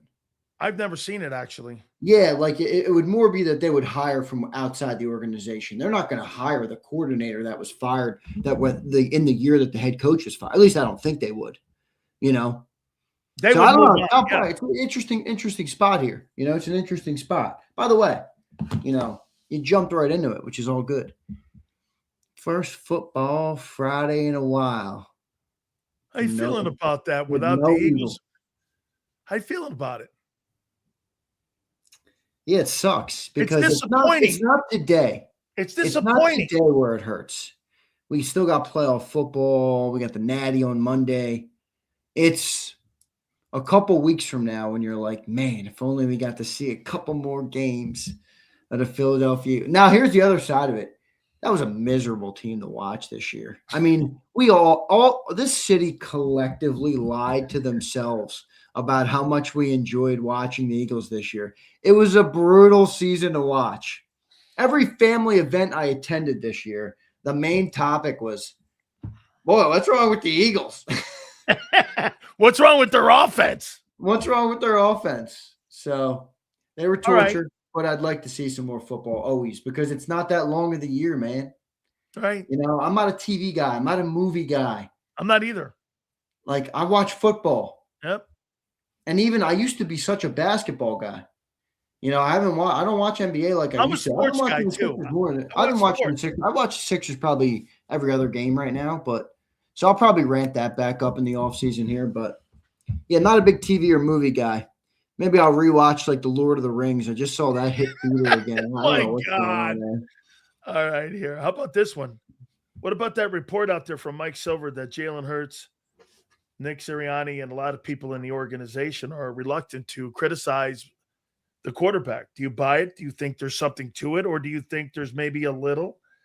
What level do you think that is something that, we've heard sprinkles of that. We heard didn't Covey say something couple years ago about, how sometimes he's a little hard to get to and talk to and his accessibility and how he talks to people, this and that, and how people talk to him. He's not really accessible all that much. How do you take that column from Mike Silver? Well, I think it's true. Is what I think. Huh. That's what it is. That's what it seems to me. Like, it seems to me that everybody walks on eggshells, even inside the building, on Jalen. And I'm not saying they have to come out and, like, blame Jalen. But to sit here and act like he's not a part of the offense, to me, is naive. And I don't think they're naive to it, but I think there's a lot of complex parts to it. And I think that report makes sense. It makes sense. I can't confirm whether it's true. I mean, I don't have the information. But it seems like it's true to me. I mean, it goes in line with John's comment earlier in the year about him being aloof.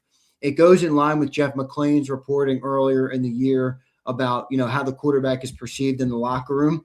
And, who knows? Who knows if it's real or not? But I don't know. The other thing about this organization is they've always had a problem with not problem, but to me, it always seems like they shy away from the alpha athlete. They look for more, not always, but I mean, they look for more guys that are going to, buy into the product. They don't like a guy like a George Pickens or like somebody that's, loud, and okay. AJ is like not loud, but this year was the first year I've seen him ruffle feathers like that. So I wonder what's going to happen there.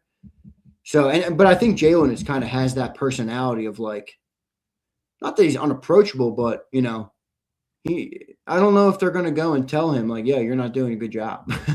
I don't know if they're not at all. Who knows, man? Yeah, CJ, perfect example. CJ Gardner-Johnson. That's the perfect example in recent. So I don't know. Maybe they walk on eggshells around a player like that. He's the one who's got the sponsorship deals. He became the face. He's the one that's got the viral social media clips. He's the one that everybody, that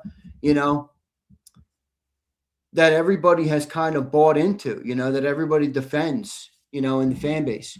And I feel like they're maybe bought into that too. I'm not saying they have to not be, but I just think it'd be not. If they're not looking at things honestly, then what are you doing? Are you running a hobby or are you running a business? Jeffrey Lurie's always been business. When Carson Wentz failed, boom, he was out. Done. If you can't be open with people, that's the number one form of communication is being honest. If you can't be honest and open, that's not a culture I want to be involved with. I'm told they have a great culture. But look, let's also call a spade here. This is not the first time this would have happened in football. Quarterbacks are the face of organizations. They're the face of teams. They're the big man on campus. Right. That's true in high school when the high school quarterback's got, walks around the school like he's got more swagger than everybody else. That's, so that's part of it. But it's not on Jalen for them. By the way, this isn't a Jalen thing. It's not on Jalen. It's an organizational thing. Yeah, it's not on Jalen is not the one who has to make sure he's held accountable by the coaches. That's the coach's job. If the GM has a problem, that's the general manager's job. If the locker room looks at it as a disconnect, to me, that's not Jalen. That's on the organization. Yeah. Why are you making a receiver who is clearly seeing the offensive problems? Like, you're making him go crazy because he's looking and he's like, well, I see these problems. And the people who run the show are acting like those very problems don't exist, or it's everything else. It's like a smoke screen. It's like a smoke screen. Yeah. The organization wants you to look. Hey, it's over here. Look at Patullo. Look at that. Kind of a pussyfoot mentality, in my opinion. I hate that too. By the way, be responsible for what look. And here's the other thing. Jalen has always been, to me, one of my favorite things about the guy. He's a true professional. If you go to Jalen and say what your problem or why you think things are, to me, I think Jalen would take that in stride and work to get better and say, all right, let's do it. What do I have to do to be successful? I agree. What do you want me to do to be successful? I agree. So I view it as completely a failure of the coach, if it's true. I think it's communication. I think it's communication, Z. Yeah, I do. In front office, it's That's right. Don't you think that organization has always kind of fumbled the ball when it comes to communication? Don't you think that's been one of their kind of like, their kryptonites has been that those guys have a little bit of issues when it comes to communicating with players? Yeah. They couldn't communicate with Wentz at the end. That whole communication fell apart there. Yeah, but they didn't walk on eggshells on Wentz. But here's the difference. This is the difference. You ready? Maybe they learned. Huh? Maybe they learned from the Wentz. No. This is the difference. Doug Peterson had balls. So when Carson Wentz played like shit, he went to the bench. And Jalen Hurts, the rookie quarterback, trotted in for the last 4 games. Would this organization ever do that? No. Right now? No. Would Nick Sirianni ever have the balls to do that? No. No way. It's funny. I brought something up that's wild, and I know that a lot of people were looking at when I said it, but I think the perfect offensive coordinator in Philadelphia is Doug Peterson. And I think Doug, Frank, and you put Foles in there as the quarterback coach. And if you're Nick, hey, Nick, aren't you looking for the best quality people around your team as possible? Hiring a guy, at least if I'm hiring a guy, guy wants to. Well, no, wait. No, I know what you're going to say, and you're right. But watch this. At least if I have a guy in the room won a Super Bowl, I got a guy in the room who was 35-33, and Mike McDaniel. At least the guy won a Super Bowl, but they won't do it because you're right. That's out of the box thinking. That's doing what's best for your team. That's doing what's best for your quarterback. Right. You're right. You got to do what's best for how they see things. And I hope. You would hope that they would see it like that. Shouldn't. Right. That's not rocket science here. All right. How about this? Is Jalen Hurts' future more on the line in 2026 than Nick Sirianni's? More on the line now. Is there more pressure there? Potentially. But if you buy into the report today from Mike Silver, then no. It's Nick. Or how about the Athletics saying that the Eagles may want to try to get a quarterback in early rounds? Well, but that doesn't surprise. Like, that's Eagle business. It is. If I drafted a quarterback in the 3rd round and my QB was 27, 28 years old. They did it to Carson Wentz. What's the difference? Okay. So then they're beginning a transition one day. If you're drafting somebody in the 2nd or 3rd. A couple years ago, this was widely understood. It used to be maximize Jalen for the window you have, and we know the window's not as long with a dual threat. Now it's shifted to everybody wants the window to be longer. That's why I've been saying this summer. The number one thing this summer to me is Jalen a dual threat quarterback again, or is he not? If he's no longer a dual threat quarterback, we got a whole different conversation. The shelf life isn't as long, So who knows? Who knows what they're going to do here? Okay. Here's another one for you. Why is A.J. Brown miserable? Is it the passing game or the passer?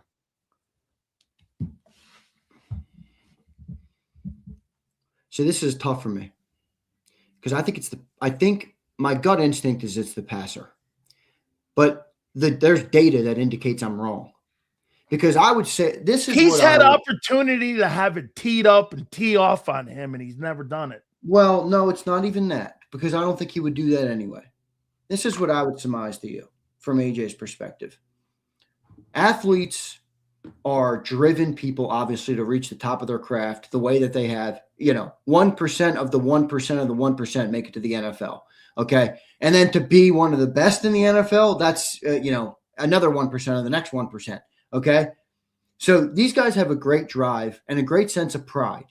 And that's very normal. Okay. Most successful men in life, women in life, anybody in life has a great sense of pride.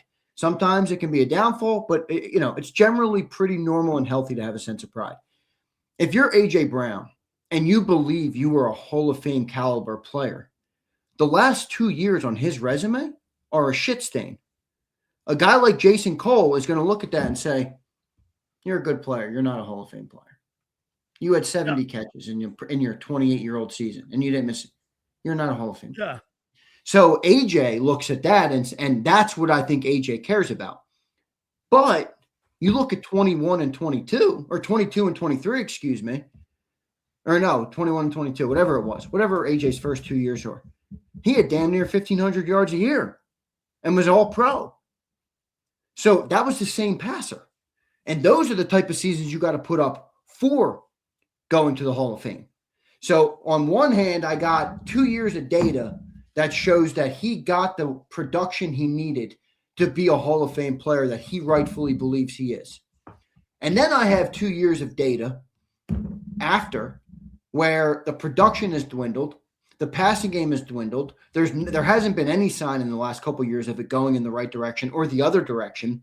AJ's numbers are down, his production is down, and his Hall of Fame chances are lower than ever. Is that because they switched the offensive scheme? Is it because the quarterback is regressing? I mean, I think it's fair to say Jalen has regressed since 22. Now, is that because the coaching has been bad? Or is that right? because this is what I don't know. This is where you're at. Like the chicken and the egg stuff here, isn't it? Yeah. But don't you agree? Like, it's not like we can say AJ's never gotten numbers with Philly. He did. He got good-ass numbers. Dude, he was an all-pro with Jalen Hurts. He got $3,000 in 2 years. Right. I'm conflicted. That's why I said that my initial answer to your question was I'm conflicted. So he's pissed then that they changed away from him. Do you think this, on what Kurt Warner said in our program, do you think he got pissed off because at one time he was the focal point of the offensive approach and now he's not? And that's his big crux is that, hey, the game plan don't go through him anymore. The game plan goes through Barkley. In the last 2 years, whether it's successful or not, it's gone through Barkley. Yeah. Right? Do you think that's this is what you were saying that I honestly didn't think. Well, I thought about it, but I thought it was a Sileo. I thought it was a Sileo-ism, looking for some shit to shit on. But you're right though. That's like the number one thing this is directly tied to. When Saquon showed up, that's when AJ's numbers fell off a cliff. That's when he stopped having the Hall of Fame years. So I don't know, man. I don't know. We'll find out. Well, maybe we will find out. Maybe we won't find out. Maybe they'll just put us on this hamster wheel for the next couple of years. No. I'm going to tell you how we're going to find out. If Jeff Stoutland is still here as your offensive line coach, they ain't doing shit. If they move off of Jeff Stoutland, that OC's coming in and he's got complete autonomy, bringing his own coaching staff in. See, do you think that's a smart move? I didn't say that was smart. Well, that's what I'm asking you if you think. Okay. Do I think that's smart? I think that's risky. Me too. That's risky. But that's what happens, Xander. That's the word autonomy means to me with a Mike McDaniel or a Kevin Stefanski or a Cliff Kingsbury. I've been saying this, and people don't. You don't bring in a coordinator, Xander, and go like this. I'm keeping your assistant coaches. Yeah. And we're gonna do my way. That's not how that works. I don't know, man. Another thing I'm conflicted on a lot about this team. It's just the reality of it.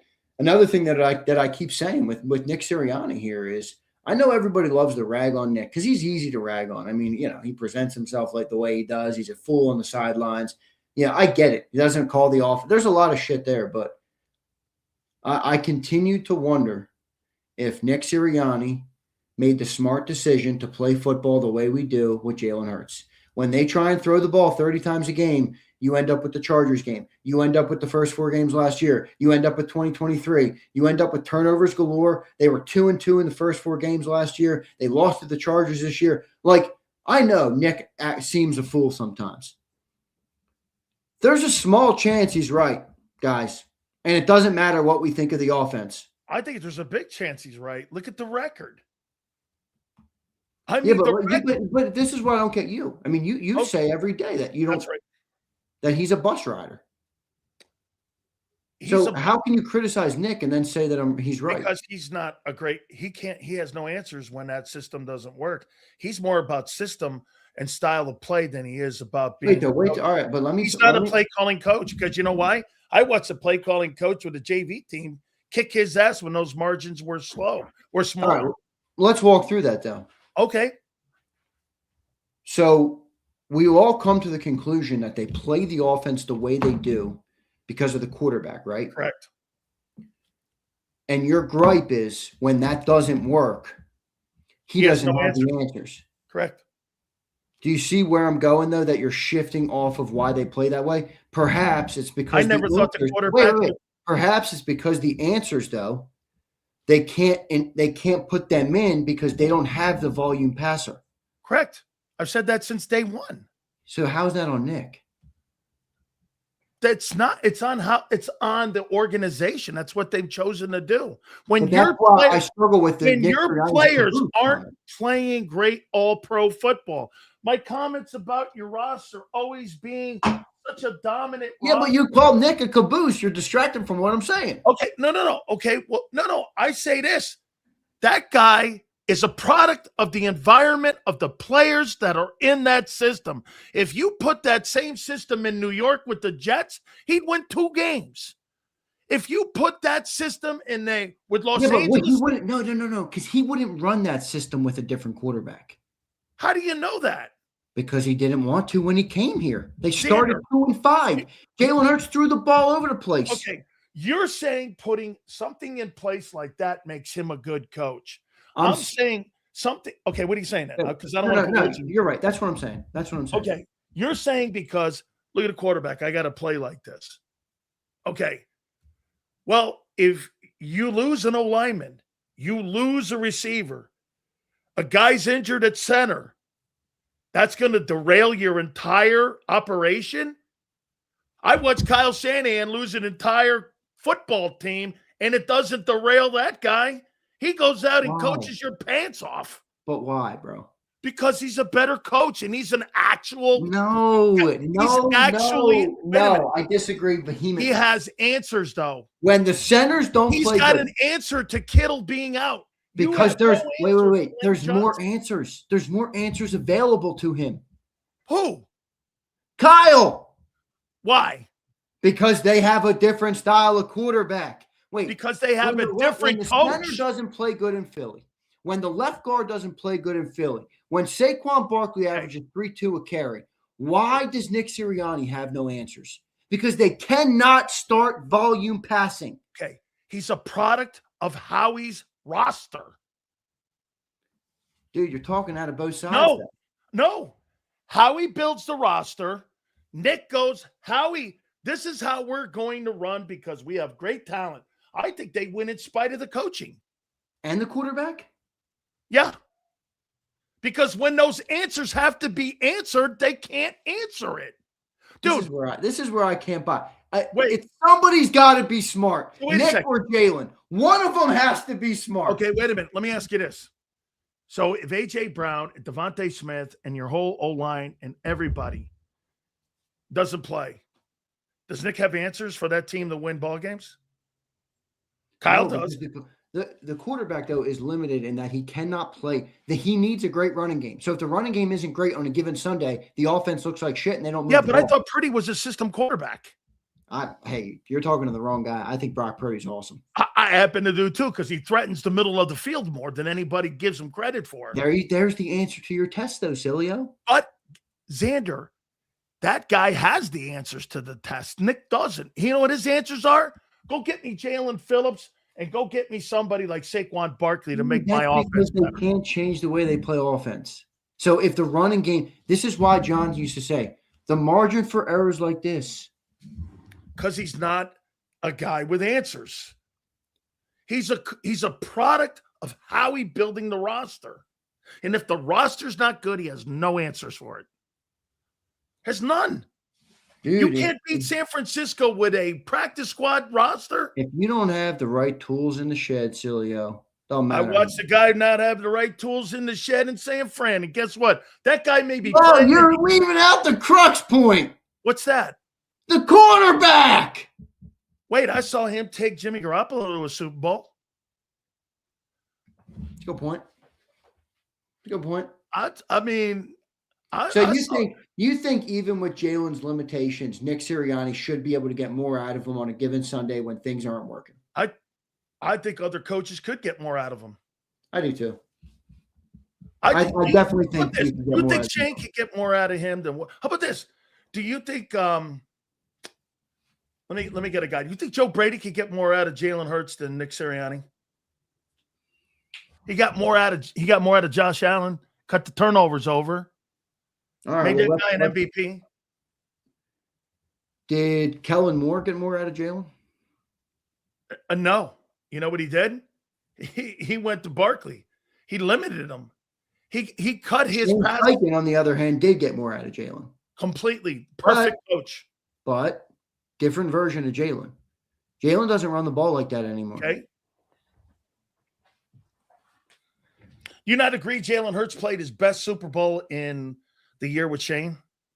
Oh, yeah. He was fucking electric in that game. Well, that was one of the best performances. Was he not electric all year? By the way, I saw him throwing balls out of bounds when there were bad plays. I saw him go in the right. How many times did you and I say this? God dang it, does that guy break backs on third down? I ain't seen that in about 4 years that he's not broken backs on third down. Occasionally you'll see that. And then wait. You just said such a key thing.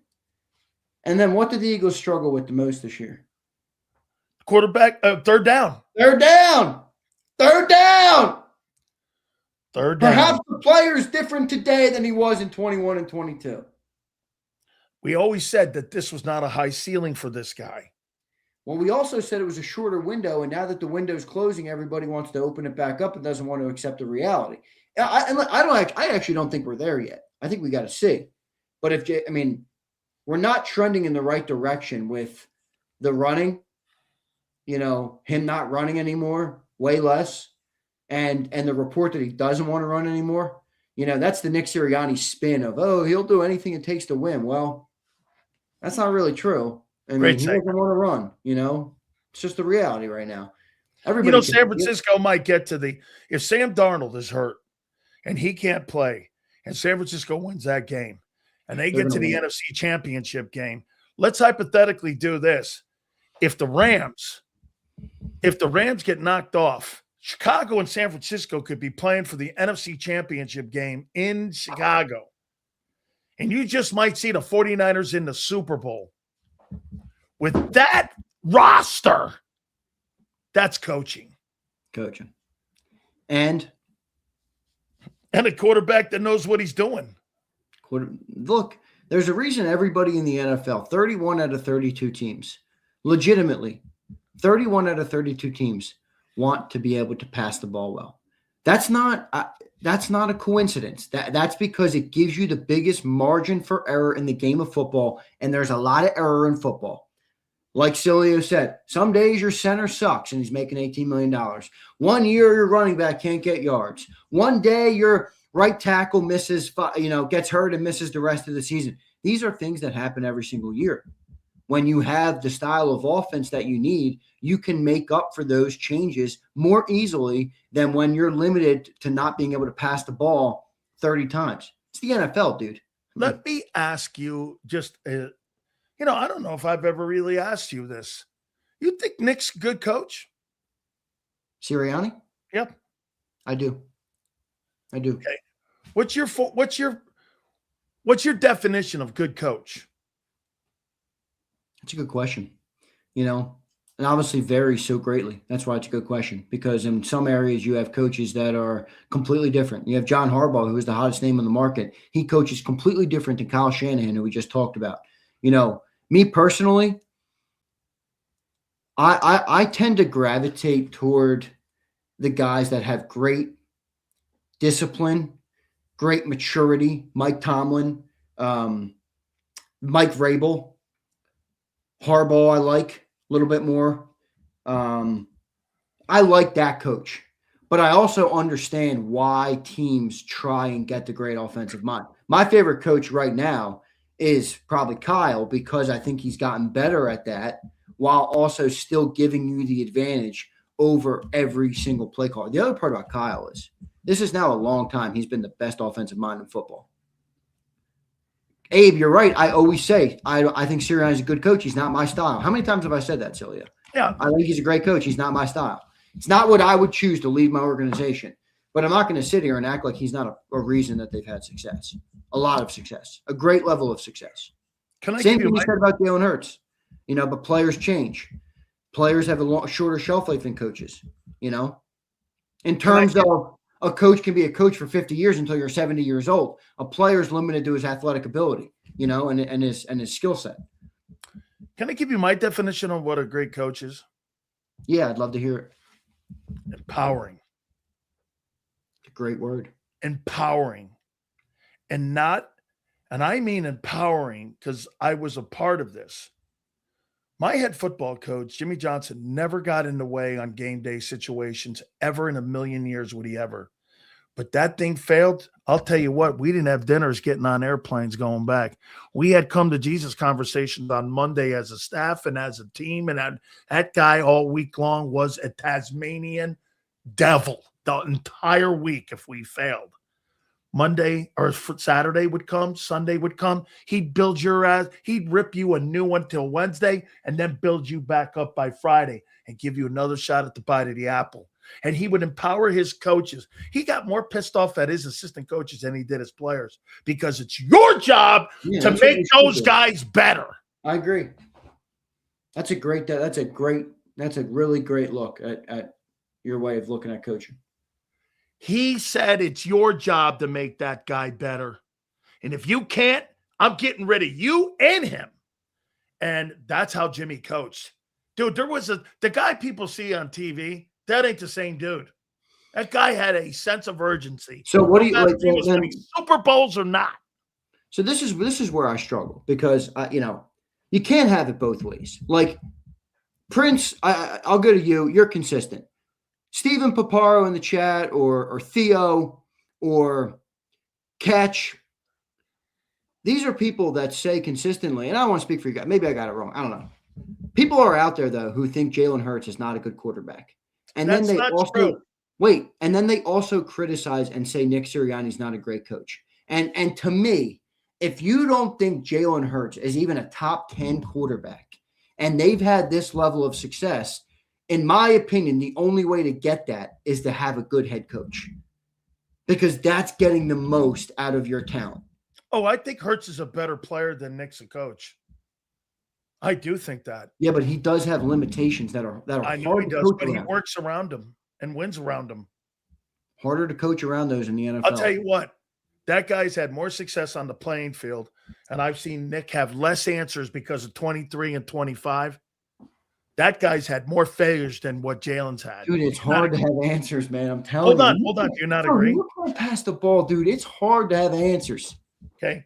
You know why Kyle Shanahan, in my opinion? Kyle Shanahan's problem is control. He likes control too much and not empowering. He doesn't empower enough of his offensive coaches that, guess what? That's why when there's a 2-minute drill with 2 minutes left in the game or 2 minutes into a half, that guy's got Andy Reid-itis. He still has that, dude. And I think he struggles with that. I hear you. And look, I say it all the time. Nick is not my style. I get it. I think he's been very successful, and it's hard to look past that. You know, I see people already saying it's pathetic. I'm glazing Nick. I do have a little Jalen-ite in me. I do. I listen. I said this on February 10th of 2025. You cannot dispute the dude's success in college and in the pros. You can't. I agree. You cannot. There's no getting around that resume, man. Yeah, but the player. But he gets around his abilities to build that. And the resume. abilities are changing, Sills, which is where I think it's getting a little harder. Bit. Yes. So, you know, I don't know. You know, we're going to see. I do think that, remember, this is also a town that is not particularly nice to coaches. Okay, it's not. Sometimes they're right. I think it's an accountability season. It's also set from the GM and the owner. Remember, they're the ones who make people think that coaches are stiffs, because Doug Peterson wins a Super Bowl and they fire him and say, "You're not allowed to have your assistant. It's up to me." And now they've done the same thing to Nick Sirianni, and it looks a lot different this time because Nick Sirianni lays down and lets him do it, lets him roll over him, because he's political, wants to keep his job, has a wife and kids, and I understand it. But it's a different look. So that's where I'm also like, This is a city and a team that loves to make the coach the scapegoat, the offensive coordinators the scapegoat. Passing game sucked for 3 years. Jason Kelce said that on his podcast this week. He literally said our passing game has been weak for 3 years, not 2 years, 3 years. 3 years is what he said. Well, thanks, Jace. We've known that, you and I. I'm just saying. I know. Everybody says it's all Patullo. Hey, guys. Patullo sucked. Everybody else sucked. We're going to read all your supers here. And by the way, we're almost at about 950 on all the platforms. We appreciate you guys being in here. We really do. Please hit the like button if you can here also. All right, Xander. Why? We're going to read those in a minute, too. Mike Nort's going to join us, and then also the Godfather at 5:30.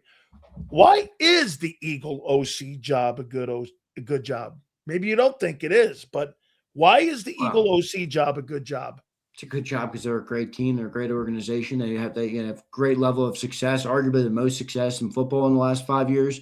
Obviously been to 2 Super Bowls in the last 3 years, but it's the boom or bust team. This is what this era of the Eagles is becoming. I hope everybody's seeing that. It's boom or bust. It's micro boom or bust in that they play the best half of football in the first half and the worst half of football you've ever seen in the second half. It's boom or bust in that you have a perfect passer rating versus Minnesota and you have 5 turnovers versus the Chargers. It's boom or bust in that you go to the Super Bowl in 23 and you collapse in 23 and 25 and you win in 24. This is the boom or bust era of the Eagles, and that means risk. Okay. So is this OC job better for a coach or a player? What do you mean? Okay. What do you mean, a coach or a player? I'm going to tell you. Do you think that if a coach comes in here that this is a really great job for an offensive coordinator to come in here and coach this team? And if you say we're a free agent wide receiver and you wanted to come into this style. You're not coming in here. You're not coming here. So this system is set up for the coaches to be better and excel or fail than it is for the players, because the players, quite frankly, are really not going to excel in this offense because you may get your numbers, but the offense is going to be 25th. So it's better for the coach. Better for the coach, for sure. So that benefits Nick. Well, yeah, but I mean this is the style So of you're offense. building the offense around Nick, not around when you were building around what Nick Dude, wants. I get you. Wait, you're building around what Nick now wants, not what Jalen and the players want. Well, dude, I think So that's why think he's bitching. to me, you're leaving out though a big part of it. I mean, Well, why is AJ so do you bitching? think Nick should do so? Okay, Nick Why is Sirianni AJ miserable then? He So gets numbers. you think Nick Sirianni should put an offense out there and let Kellen Moore run his offense? No, I don't think you guys can sign just anybody. You got to get Can't people. have your cake and eat, can't have your cake and eat it too. I mean, I know. So, how can you have a disgruntled player when you're 50 and 18? Don't you find that odd? It's who else can you apply that to though? Why does AJ care less? I've heard Saquon bitch this year about the offense. Why does AJ care less about the record and more about the numbers than Jalen Hurts? He cares about his legacy. Jalen Hurts could throw for $2,900 a year, and if he wins multiple Super Bowls, he'll be enshrined in Canton. AJ will not. The quarterback, my point is, the quarterback is a direct beneficiary of these things as well. And you can't act like that doesn't exist. And he's also a direct beneficiary of how the head coach wants the offense to go because of the limitations that he has and not the exceptional talents that, say, someone like a Kenny Gainwell has. Kenny Gainwell goes to Pittsburgh and you see his skill set utilized more. You know that he wasn't utilized correctly in Philly, right? Absolutely wasn't. Okay. But that's the way they play offense. You know what the problem is here? Winning is not superseding reality. The reality of it is that you're winning ball games, and the reality is people want to see something different and want it to look better. I don't think it's that. I think it's we're winning by the seat, winning on the edge of our seat, and at any point that edge could break. Did you feel you were winning at the edge of your seat last year? I didn't. I think you were murdering teams. No, but you were in that it was a small margin for error. If you lost an offensive lineman in that year, would they have went on to win the Super Bowl? No, they struggled to pass the ball. Probably not. So I'm just saying your margin for error is tight. And now my concern is AJ is getting older. This is year 7, guy. Feels like yesterday Jalen Hurts got drafted. This is year 7. Time flies. It really does. But year 7, I mean, that's pretty old. How long who are some of the best like dual threat quarterbacks who are around for a long time? How long were their careers? 9 years. Is that what it is? Well, unless you're 6'7" like Cam. But Cam fell apart. How long was Cam's career? I think 13 years. Yeah. How long was his career effective? Probably 7. Let's look. He played 11 years. His last 3 years, he did nothing. Nothing good. He threw for 4,000 yards 1 year of his career as rookie. Went to the Super Bowl that year. Yeah. Yeah, obviously. Okay. If you look at Vic had the 5 or 4 years in jail. And then you had early Vic, but look at later. 35 touchdowns in 2015. Oh. Cam Newton. Okay. Jalen and Cam are different players. Oh, yeah. Oh, Cam Newton's a superior player, talent-wise. Cam's a superior. Cam's one of the better players to ever play in the league. And the history of the league. That guy. Catch says 17 yards of offense and a half. We'll never forget Hurts or Sirianni for that. Wait, Catch, didn't they have 0-1 game this year? In a half? I thought they had like 0 or -2 one game. Was that the Buck game? Yeah, it might have been. Yeah, it was like the Buck game. I thought they had less than 17 was I'm gonna ask the bottom 3 half, but it wasn't the worst half they had all year. All right, let me go here on Saturday. Hey, does Allen get it done in Denver? Pass rush is vicious. It all comes down to that pass rush for me. But yeah, I think he does. I think they win the game. Niners. Now, oblique injury to Darnold. Sorry, Hollywood. I've been gassing the Niners up for quite a bit. I've been saying that people are sleeping on how good that squad is. It's gonna end. I'm sorry. I'm gonna have to pick against you this week. I think the Seahawks at home get the job done. I will say this. I think it's going to be a lot closer than people think. And if the Niners win, I will not be on this show surprised on Monday. Not one bit. I will not be surprised. But I will take for my pick, I'll take the Seahawks. I do too. I think the Seattle Seahawks are going to host the NFC Championship game. Sunday games. Dome Team Houston and Butterfingers Stroud. He stinks. Going to he absolutely stinks. Going to Gillette and Vrabel in May in Foxborough, and it's snowing up there too. And you got give it the Patriots. It's all about that. If that defense can hold them to, they got like an Eagles situation on steroids. They needed them to hold them to like 8 points. If the defense can hold them, we'll see. But Texans defense is good, but give me Drake May and the Pats. And here's this one. We're going to get Mike North on here in a couple minutes. The Los Angeles Rams go into Soldier Field in Chicago, snowy and miserable wind. Coming off Lake Michigan, 4.5 points. Things falling a little bit here. Rams or Bears for the NFC Championship game.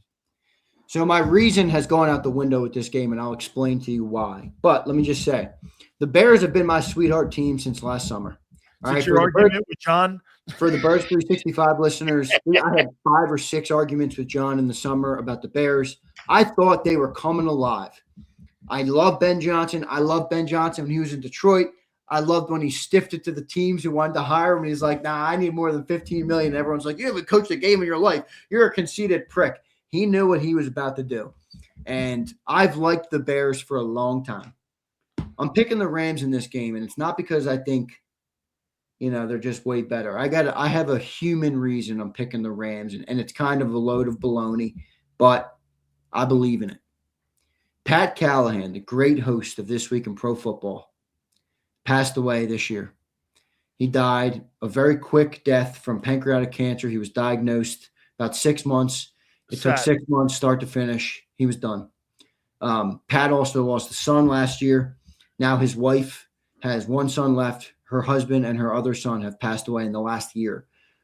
Pat was a diehard Rams fan. God forbid. And we used to debate before his show all the time. The Eagles and the Rams and the better team and Jalen and Stafford and Nick and McVay. And I said when he passed away, I said, I think the Rams are going to go on and win it this year for Pat Callahan. So for that reason, I'm going to take the Rams to go all the way and win the Super Bowl. And I know Eagle fans don't want to see that because they don't like the Rams. But at the very least, I'll be happy for my boy Pat Callahan up in heaven that the Rams got the win. Wait, wasn't he on like as long? He's been on as long as I've been on with you guys. Oh, yeah. He wasn't a full-time sports talk guy, but he had a show in Philadelphia. Yeah, no. But I mean, he had a show weekly on it. And McDaniel used to do it with. Yeah. I'll turn you on every week. Yeah. So yeah, how did you guys know him? Because I know the name. I don't know how we connected with Pat. Pat really liked what we were doing digital, and he wanted to get away from the radio. Because he was the radio guy. But they were charging him an arm and a leg to produce a show and to put it on the air. He wanted it to live, and he liked that it could live longer. Yeah, and I think it's actually a good thing. His wife has reached out to us and said that she loves that the shows are on our channel. Good. Because that's right. Yeah. No, but that they live forever now. Wait, I thought you Krauses were bad guys. No. I love Pat. So that was my thought there, and I think the Rams go the distance, brother. You know what? I was going to go Bears, but now I'm going Rams. You talked me into it now for Pat. You did. I think the Bears are going to be in this thing, though. Dude. Like that stat that would you be shocked if the Chicago Bears beat the Rams in this game? I'd personally want the Bears to win. I like the Bears. I like Caleb. I like Ben. I like what they're doing. I would not be shocked if the Bears win this ball game. No, I wouldn't be shocked. But I also don't be shocked at this. Like, a lot of people bring up the weather. The weather will be a factor. But don't sleep on Matt Stafford. All right? That guy can play. That guy dropped 350 on us in the playoffs. And Devontae played in Green Bay. Yeah. I mean, Puka Nacua had like 130 in that game in the snow last year. And he played at BYU. Yeah. So we're So not talking relax. about guys, I think the bigger factor there is not the snow or even the cold. it's It's the the defense. wind. It's going to be windy as hell. It's going to be supposed to be at the 40-mile-an-hour gust or 38-mile-an-hour gust. But I think it's going to be the Rams defense is going to be the bigger question going into Yeah. Can they stop the run? Can they stop what the Bears are going to do? Absolutely. All right, Z, let's do these supers before Big Mike Norton. By the way, I watched him. He was Mike, if you're listening, I did email you, and hopefully it doesn't go to spam. I don't know what the hell's been going on. Man, I'll tell you what, man. Twitter was down earlier today. All kinds of crap was going on digitally. There's like all kind of cyber attacks going on right now. Let me. You never sent me, Mike. I didn't by accident. Sorry, no, too, Philly. Oh, we got him. He's in the green room. All right, all right, good. All right, let me read these supers. Let's go to our boy William Robinson first. He says, the system is fine. We needed better coaching, someone who knows how to set up a game versus calling plays. We wouldn't even be arguing it, i.e., where was Dillon? Why didn't Bigsby get more burn? Where was the misdirection, the flow, the setup? Agreed on the direction, the flow, the setup, but you're talking about A.J. Dillon and Tank Bigsby, dude, they're paying Saquon Barkley $20 million. You pay him, you play him. Yeah. Stop with this. Ain't high school football. Let's put the third team back in there and play him. You pay him, you play him. Fans are calling for it. Here's William again. William, thanks for the supers, brother. Two big $20 super chats. Guys, if this is the same damn offense like many players said, Jalen's limitations withstanding, why in the F did we only use 30% of our plays in 25 if it wasn't coaching? These dudes may have liked Kevin, but ... Here he is again. Am I wrong? But does Jalen Hurts receivers have more yards than dual threat Lamar's receivers and Mark Andrews? Smitty and AJ average 1K. Yeah, but they're the only guys who get targets. Right. They're that's why it's so predictable. They're the only ones, as Xander said, gets targets. I mean, Jahan Dotson's a wide receiver 3. He gets like 200 yards a year. Absolutely. So, William, thanks for the big super chats, brother. Dude, I understand where you're coming from on the playbook. I don't know if they use 30%. They didn't use many plays last year either, dude. It just worked better.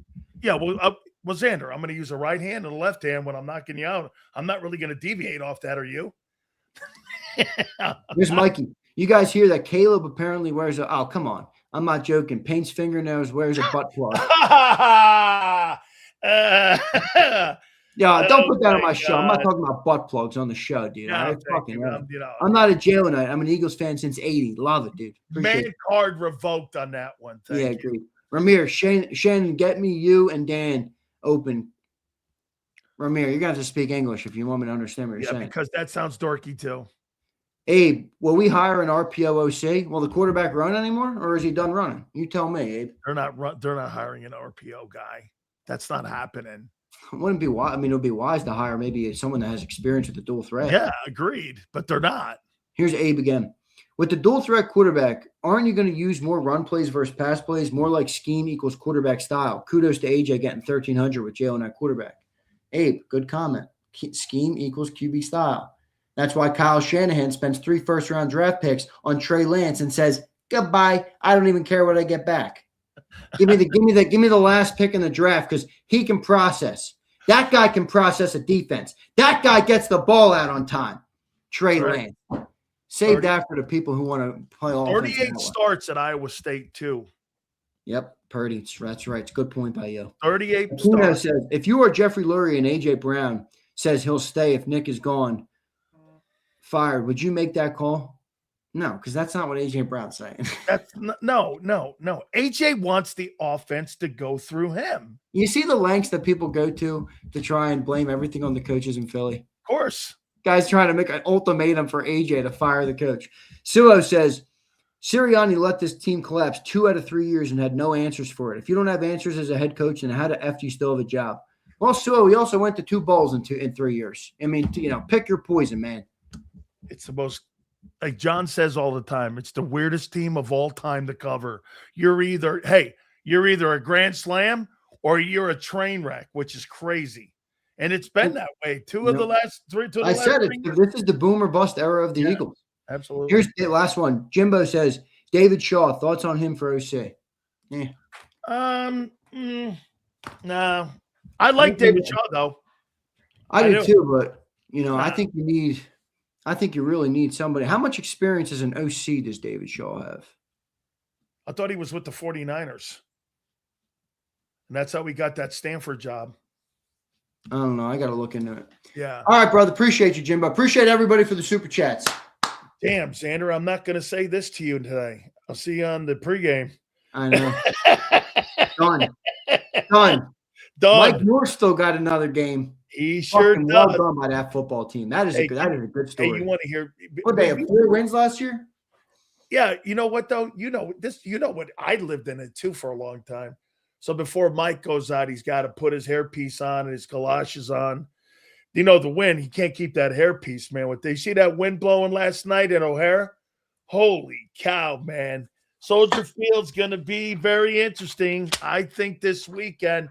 Big Z, we'll catch you again, man. Thank you, brother. Later, brother. I appreciate you, man. Yeah, you got it, man. All right. That is our friend Xander Krause. All right. Don't forget, at 5:30, we got the legendary Philly Godfather joining us. Without further ado, so my boy Scott Kaplan, I don't know if Mike North knows Scott, okay?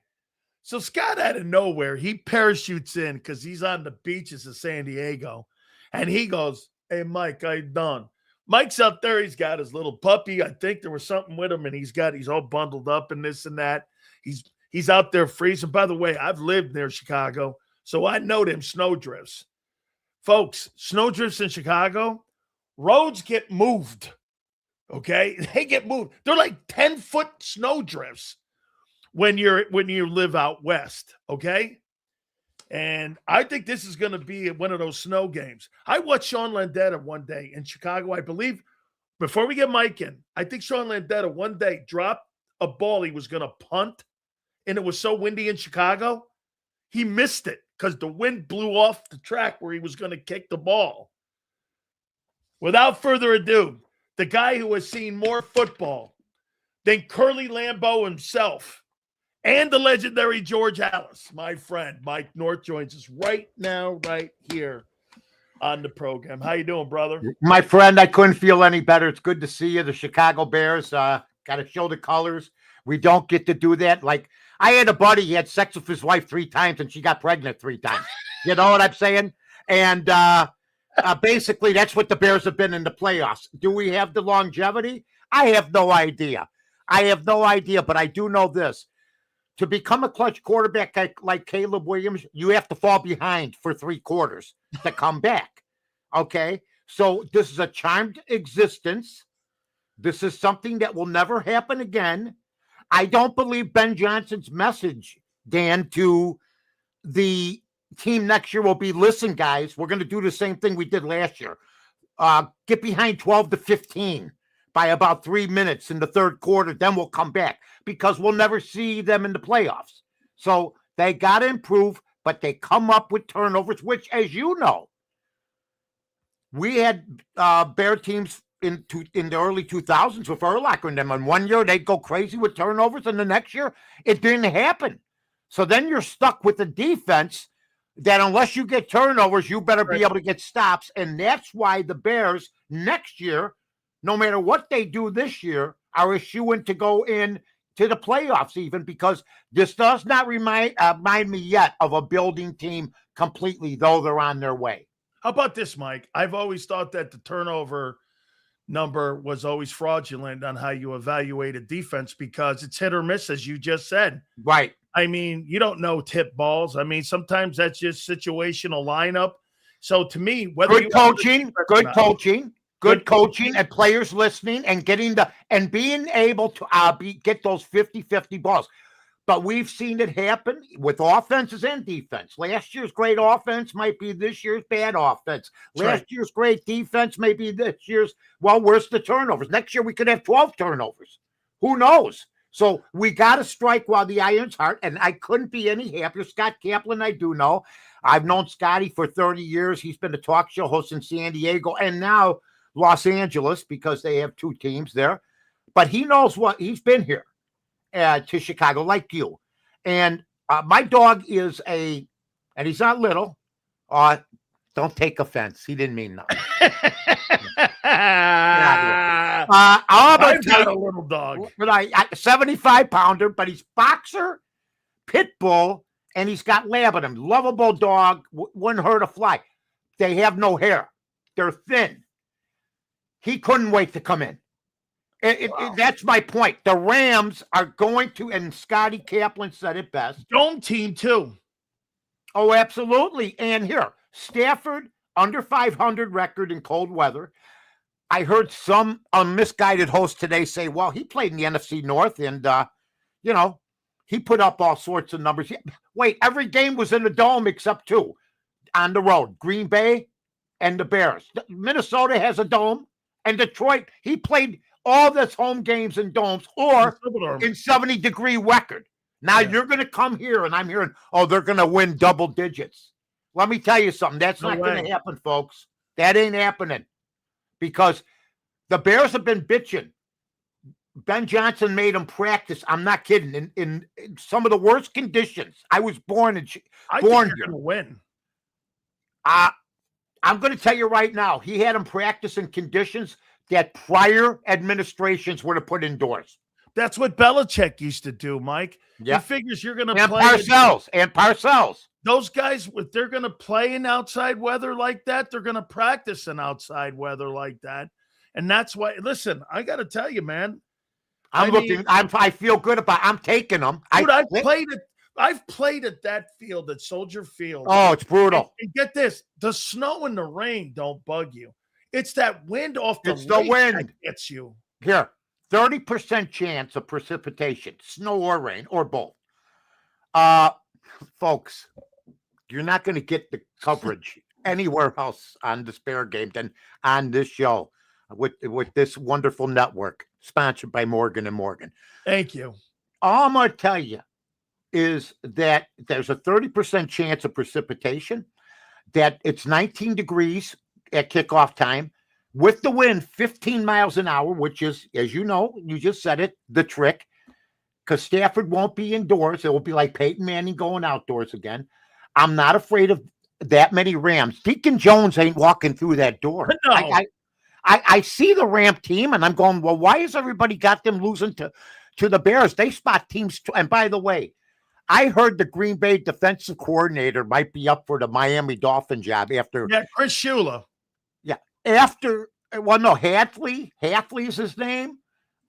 Green Bay, yeah, yes. Yeah. Wait, hold on. Time out. That guy just gave up 25 points in the fourth quarter and one of the worst losses in the history. Like my guy says, Curly Lambeau and I talked numerous times, and he's never seen anything like what happened last week. It was wonderful. All right, I got some news here for you, Mike, about your Bears. So did not practice. We're resting. We're in hibernation. We're sleeping. McLeod limited was DK. Adunza was limited. Adunze, please get it right.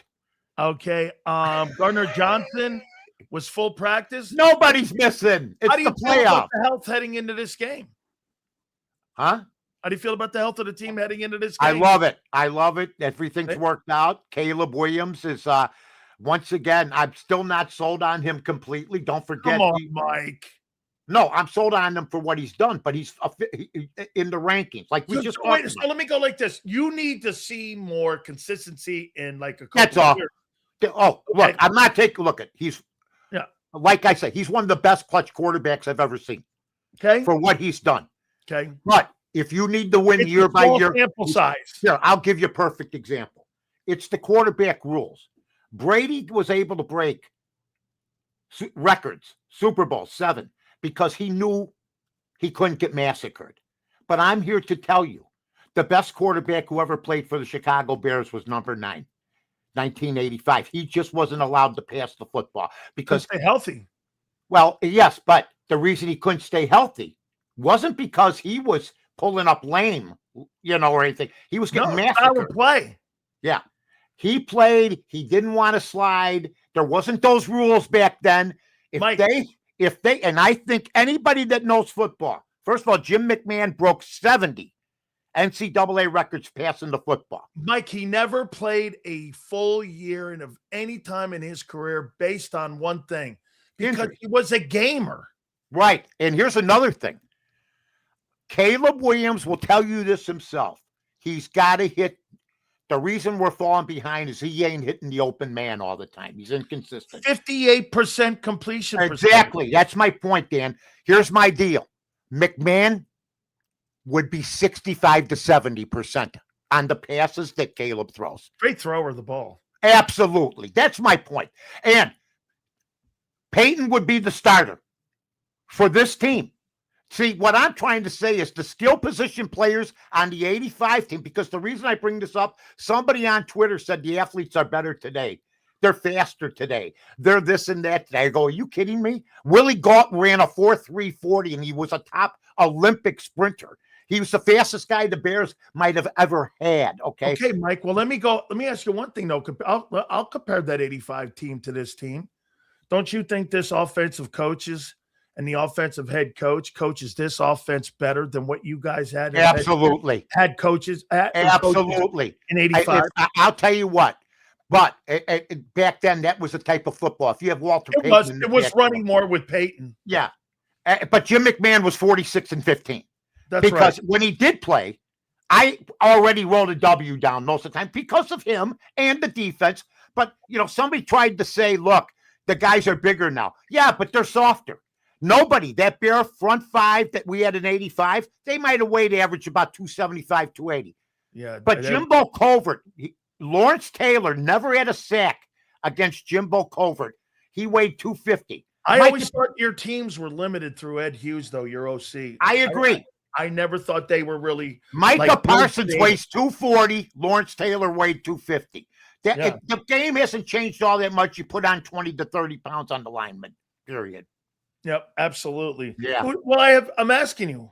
Bears. Who do you think wins? Bears. They're not coming here in this weather and getting away with what they've been getting. Look, you ask them, is the regular season important? Okay. And they'll tell you, yeah, well, we wish we weren't coming to Chicago because I think the Bears lose 31-17 if they play in LA. Here in Chicago, I think there's a chance they could win 19-18. You know what I'm saying? It's just you have to play a different style, Dan, if you can't throw the football in this weather. And those guys are never going to be colder than they are for a night game at Soldier Field at 6:30. And I'm not being a hype guy. I'm getting cold. Well, yeah. Hey, dude, I've been in that when that wind. It's the worst. It's the worst.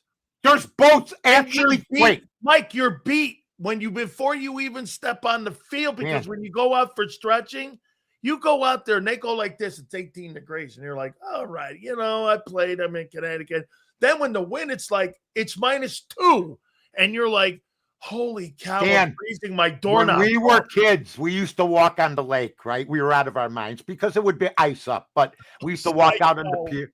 We used to walk out on the piers because we didn't have video games. We had to think up things, okay? So we became Admiral Birds. We said, well, let's walk out. So all I'm going to tell you is this. Folks, I'm not kidding. If you've never been to Soldier Field, there's actually boats stocked 50 yards away from the stadium. The lake is like the ocean, and it's right there for you. And that's just like Wrigley Field's 4 blocks away. They decided we're going to build everything on the lakefront, and it just makes everything so much harder. It's the toughest place to play in the fourth quarter of any football game. Mike, am I right? You got Lakeshore Drive there, right? Right? You got Lakeshore Drive near Soldier. Yeah, because the lake used to run right up to that, up to buildings. Really? I didn't know that, right? Yeah. They pushed it back, and then they built Lakeshore Drive. There used to be a place called the Edgewater Beach Hotel, which is on Sheridan Road, which is about a block from the lake, which actually at one time the lake was right up to the dock. That's why they called it the Edgewater Beach Hotel. Like Lakeshore Drive and the Dan Ryan, right? Doesn't it cross over like that near Soldier Field like that? There's the Dan Ryan, you get off the Ryan for an exit, then you end up on Lakeshore Drive. Yeah. And that's why, it's a great looking area. It's just not conducive on game day to go into a football game. I tell you what, I know that city and I love that city. And when you get a game like this, I mean, Rush Street must be just pounding right now. I mean, everybody must be going nuts there. It's absolute. Well, we didn't expect it. Okay. Wait. Are you shocked at the Eagles? Absolutely. I got knocked out of the wild well, card. no, first of all, I did bet San Francisco right here on the show and with the man. I don't go through the casinos, folks. They fix football games probably too. You know what I mean? Who'd you bet with? Six Fingers Luigi? Well, that's not his name, and just try to be nicer. You don't care if you have helmets on. Ice Pick Reed. I got it. Okay. That's right. Clubfoot Jones. Anyway, listen. So I took the 49ers, and here's what I will tell you. Some of the best fun I've had doing radio in all my life. And it's the present day, folks. It's different. It's podcasting is better. It's you can be more real. That's right. I'm the same as I've always been, but this has been a lot of fun, and we're hopefully continue to do this for a long time. Absolutely. I'm going to tell you, the last thing I thought was I was going to be in the playoffs and you were going to be out of the playoffs when we first met. I can't believe it. But I will also say this. Everything I said on this show is true. I love Hurts. He's a winner. It's not his fault that cancer-ridden A.J. Brown drops 3 footballs. And Sirianni, God bless you, my friend. You went up to him and said, why didn't you dive for that ball? Why didn't you extend? Why did you have alligator arms on the other one? And why didn't you catch the ball that was put perfectly above everybody else in the spot that you like it? And you know what? The guy gets offended. And he's been a cancer on this team, and they don't need him on that team. It's a good football team with good people. I think Devontae Smith is a great kid. I love Saquon Barkley. I love Jalen Hurts. I love Sirianni. It's a class football team. You got one stain that even Tide Bleach couldn't get out, and his name's A.J. Brown. And if Danny wants to echo this, I don't need tape. I said this the first day I met him on the air, that A.J. Brown was cancer. Yet I got to hear the offensive coordinator with like 7 drops. It's his fault. And I go along with what Kelce said.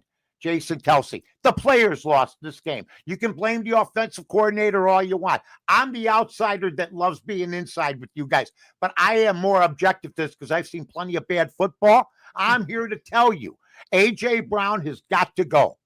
If you bring A.J. Brown's got to go. Receivers are a dime a dozen, folks. They're good all over the league. You don't need a pain in the ass. In the second quarter, trade him to another team, see what he does with them. Because I've seen the same act with Philadelphia. His name was Terrell Owens. Okay? Hi, what is it? Where's Tommy McDonald? Okay? Where are the guys that just catch the football, give the football back, and go, I'll be over here in case you need me. That's all. All right, Mike, how about this there, man? Mike Tomlin's firing. How shocked were you? How about this one? Hang on. Were you more shocked by the Tomlin retiring or the Harbaugh firing in Baltimore? Well, I've been saying Harbaugh should go for 3 years. Okay. And this is hilarious what I'm hearing from all these talking heads. I don't know where they find these people that they're going to win the Super Bowl next year. This guy had Lamar Jackson for 2 years. He couldn't get out of his own way. He forgot 2 weeks ago in the New England game, Derrick Henry. That's like forgetting Bo Jackson or Walter Payton to play them on your team. And I'm hearing that, he's a Super Bowl quarterback. Okay, is there a statute of limitations? You know what I mean? I mean, it's 2012. I get it, okay? And he's also a playoff losing coach. Why don't they add that on? So, to me, John Harbaugh should have been gone 2 to 3 years ago. He had the records were coming back. The record for losses in the fourth quarter that they were leading in double digits, he owns.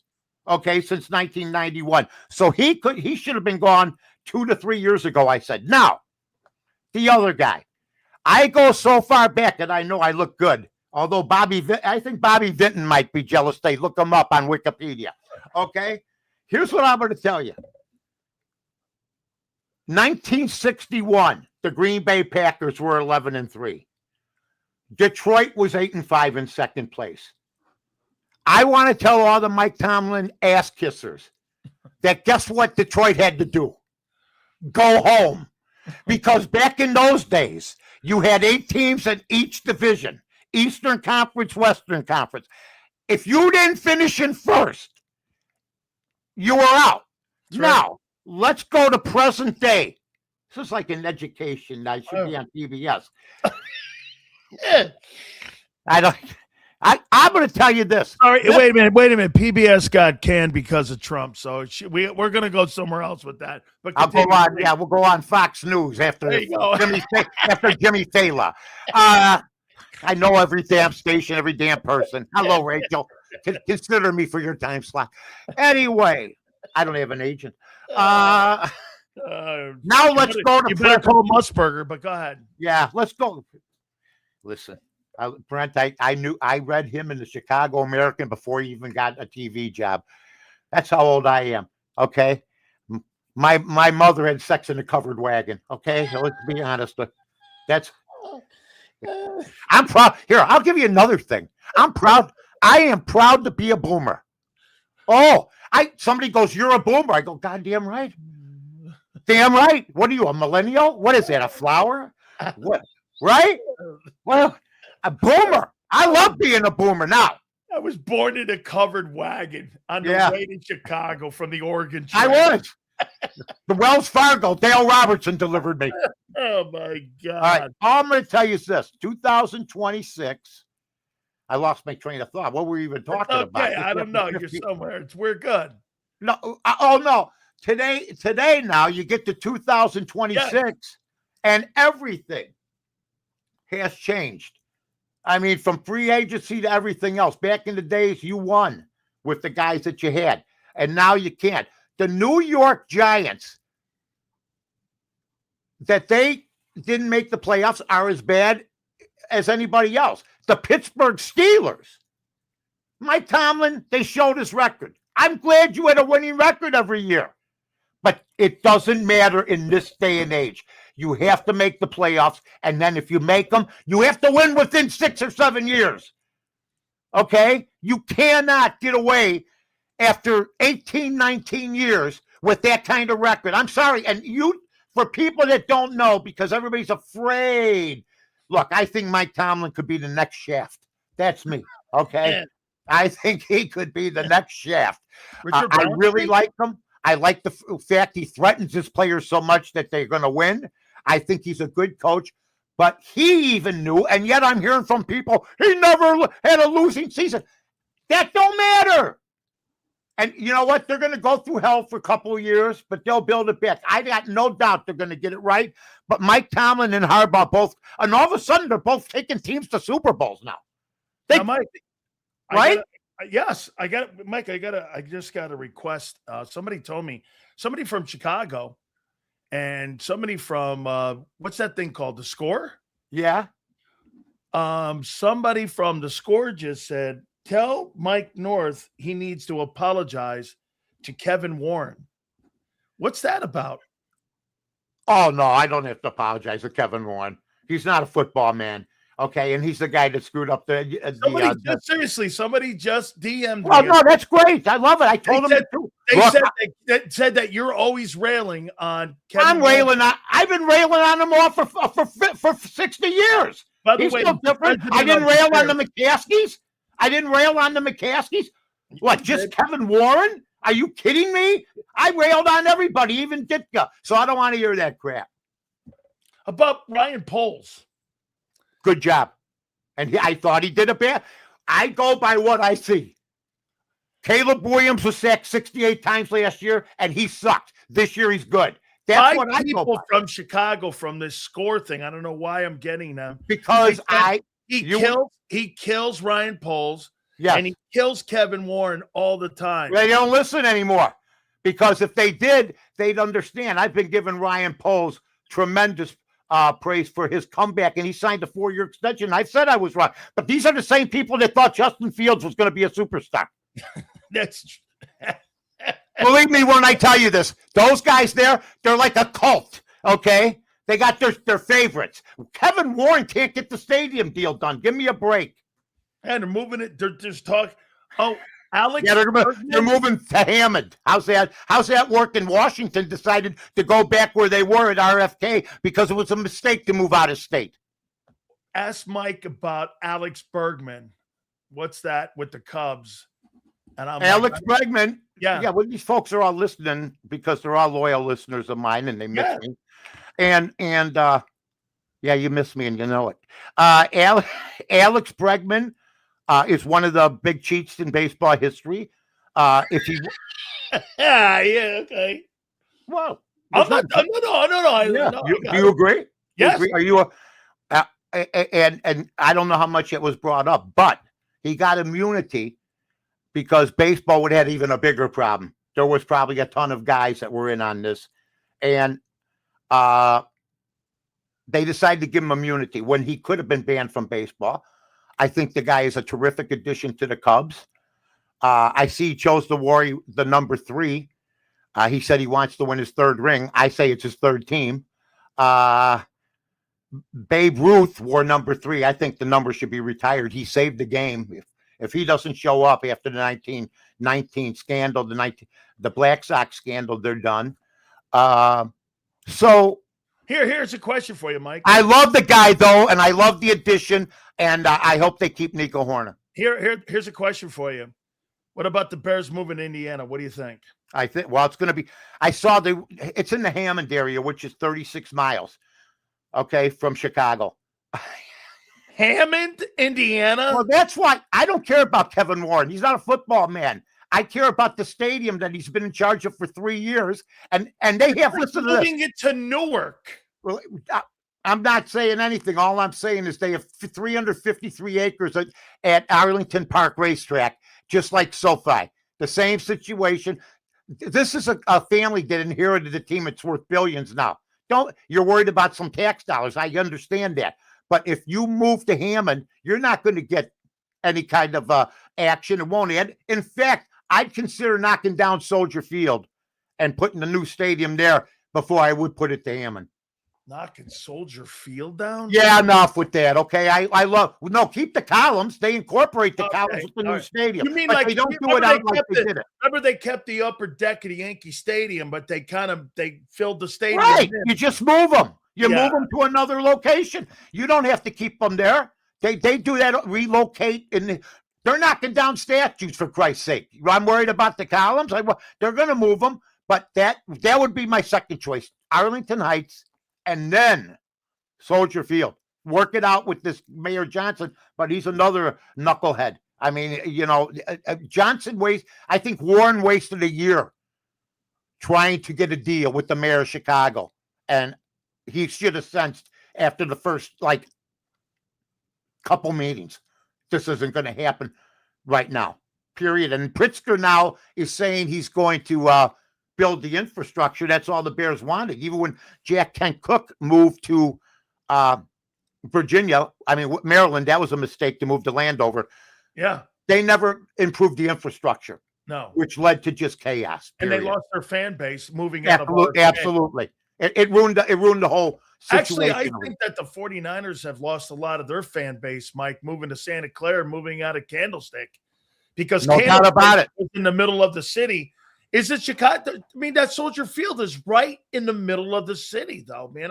How do you move that out of there? We always took great pride in all our teams being in the city. Look, if we could find another city location, I have no problem with that.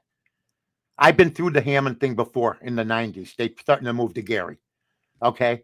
I don't know why you would want to do that. I think it weakens your market. It definitely will take longer to get to Hammond, especially for the season ticket holders that live in Park, the northern suburbs. Yeah. So, you see, Maryland's only 12 miles. That's right. Landover's only 12 miles from RFK. This is 36 miles. Hammond. So it's a whole different ball game for your season ticket holders. I hope it's a bluff. I hope it's at Arlington or I hope it's in Chicago. Man, I'll tell you, moving that team out of Chicago, and like you said, if you're moving it to Hammond, how in the world, those people that live up there, like up in Lake Forest, how do the folks from Lake Forest get down there?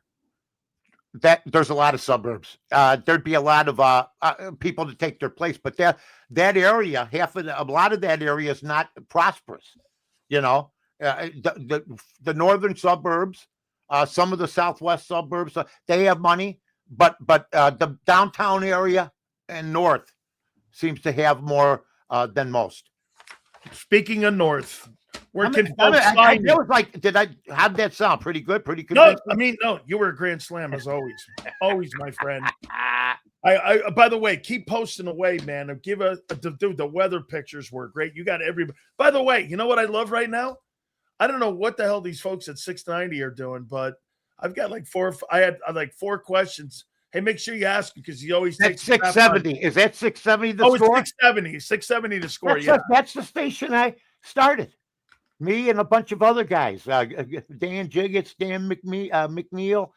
I mean, they've been there for they just went. They just went. I worked at ESPN They 1000. said you kill everybody. Huh? They said you kill everybody and hate everybody. I'm a nice guy, man. I'm telling you know what? I'm congenial now because I don't hate everybody, but they are right. But my glass is half full. I need something to cheer for. No, I got it. I mean, what am I? What you want me not to kill the Bulls? You No. want me not to kill the? Wait, I want to ask them. Tell me which one of these teams, the White Sox, the Bulls, and I've already said the Bears. I'm on this show bragging about the Bears. I noticed we didn't talk about the Miami Hurricanes. Congratulations again. But I got to tell you something. Don't do it. Don't do it. They're I not know. going to win. You're dominant on the line. They're not. Dan Dockage. So Dan Dockage had me on his program.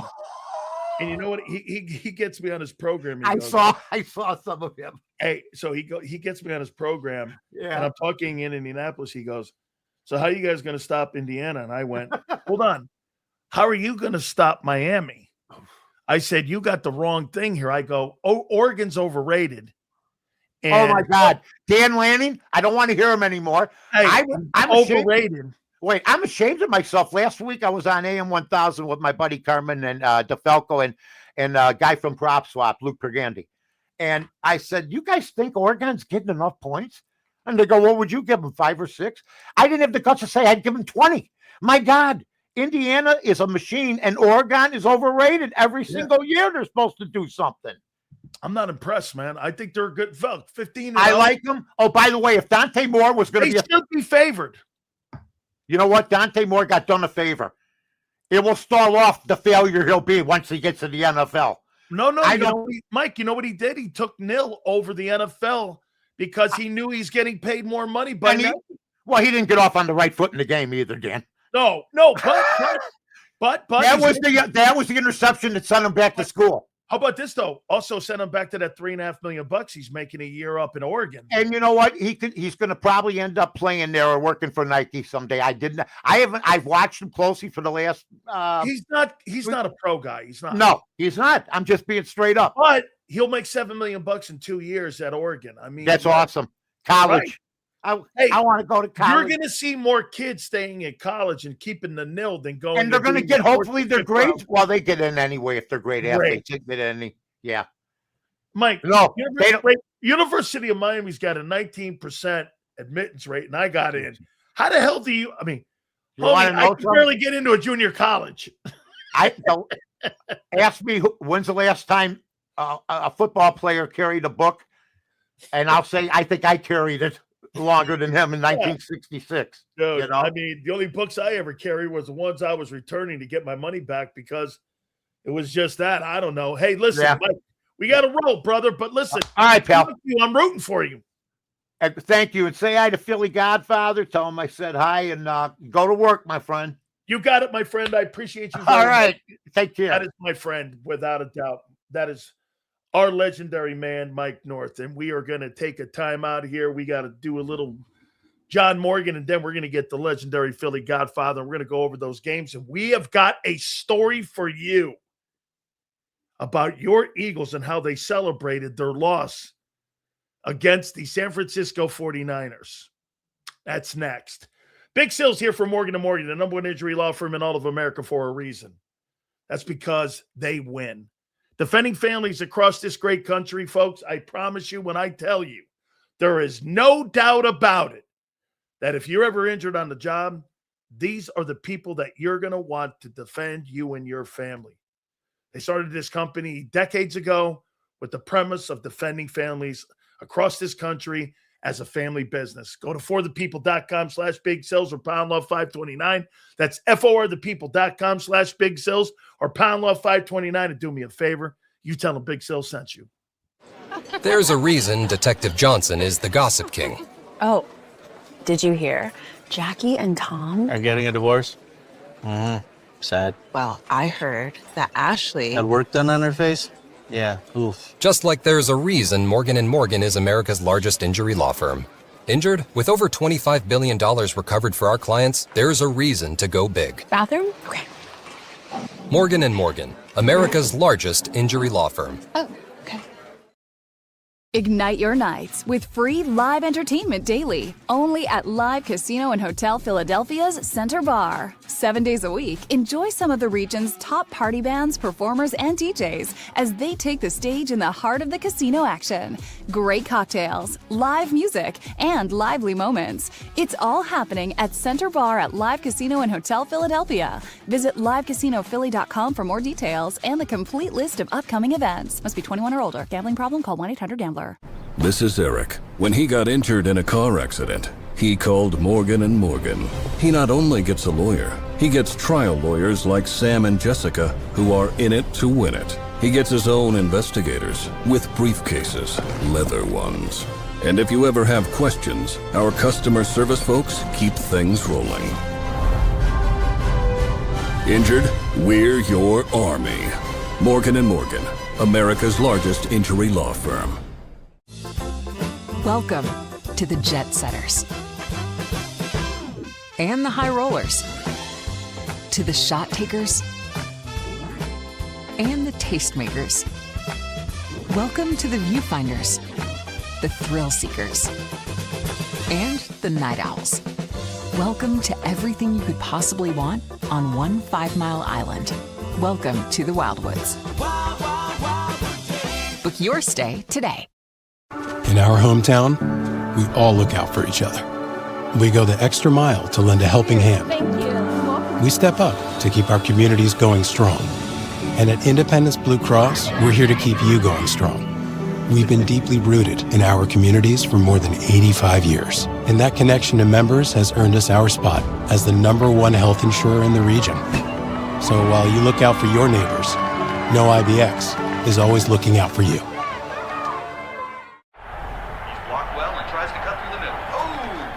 Your gut says Miami is going to win, and you should take the over. Your gut also said your NFT selfies would only go up in value. They didn't. But your head is on Sports Grid and knows the QB is in concussion protocol.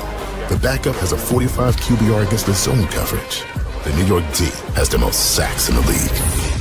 So yeah, trust your head. It's smarter to be on Sports Grid. EAGLES. Eagles.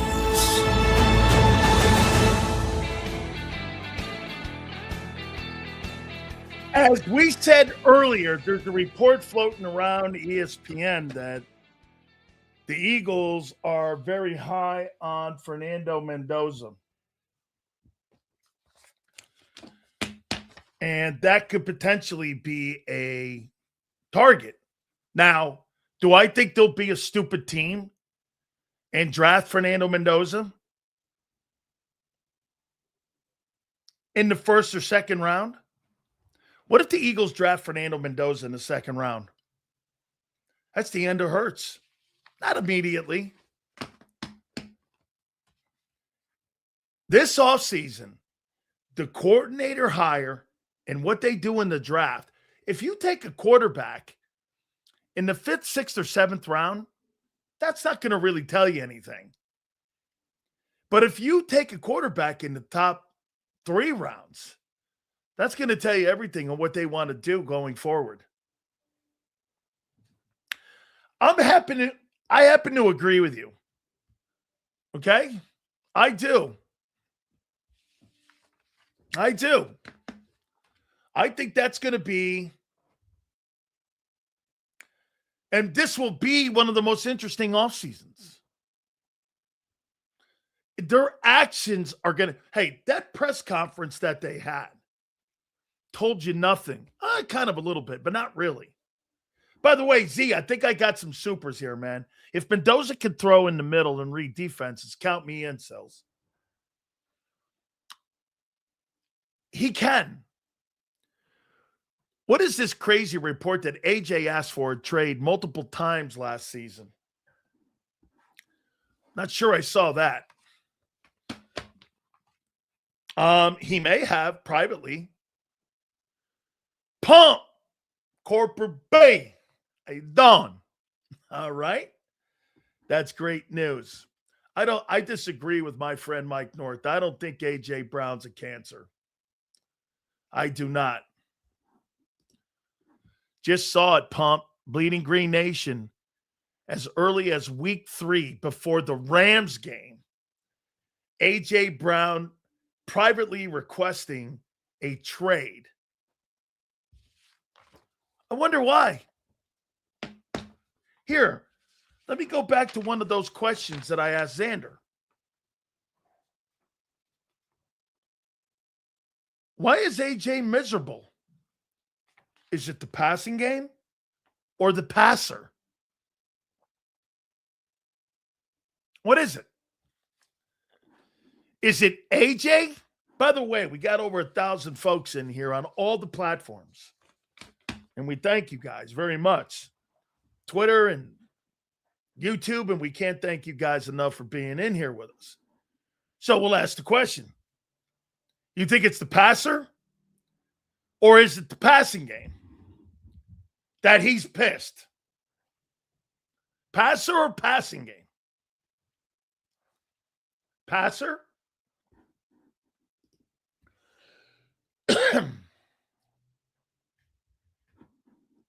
Right, Yale? Passer or pass? By the way, wait till you hear what Philly Godfather says about your football team and where they went.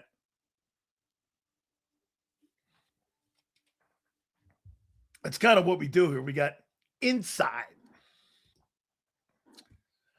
Sills, for next week, can we get a list of names that could be a Lane Johnson replacement? You want free agency, or do you want, because free agency's first. Look at what the Bears did. The Bears went off and cherry-picked off all lines, and they created an offensive line in Chicago. 3 of them starters were on different teams a year ago. Both? Okay. Was it right for him to be so pissed? He takes plays off, bad teammate. Well, here, I agree. Ask yourself this, though, hardcore.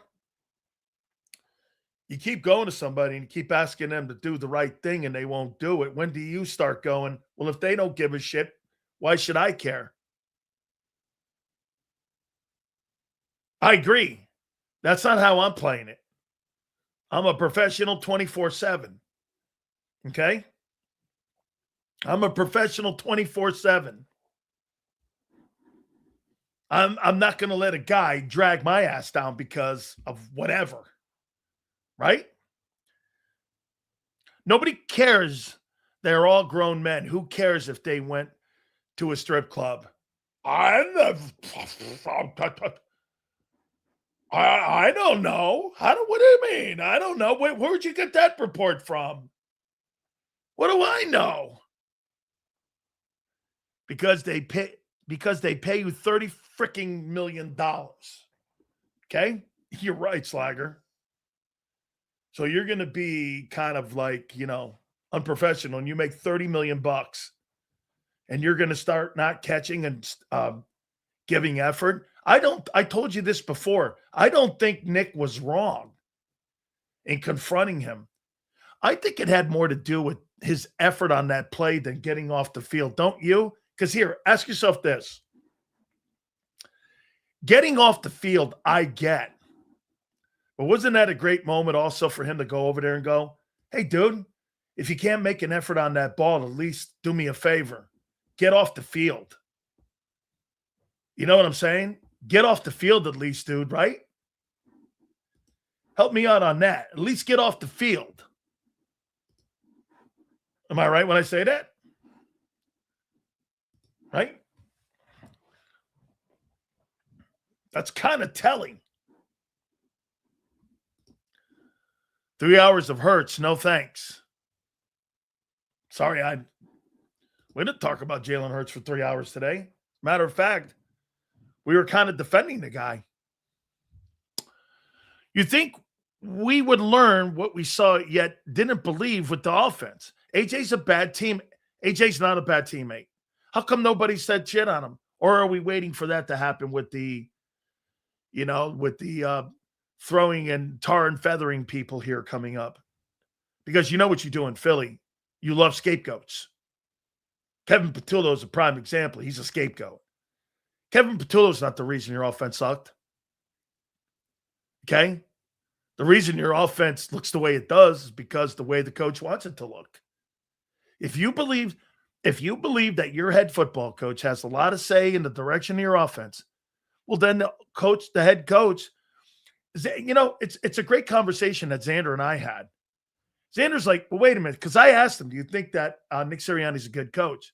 His definition was this. Well, look, right. My takeaway on Nick is, see, Jimmy Johnson picked his coaches, picked his players, picked the direction of the team, picked the direction of the defense, and picked the direction of the offense. That's a great coach. And then he empowered his coaches.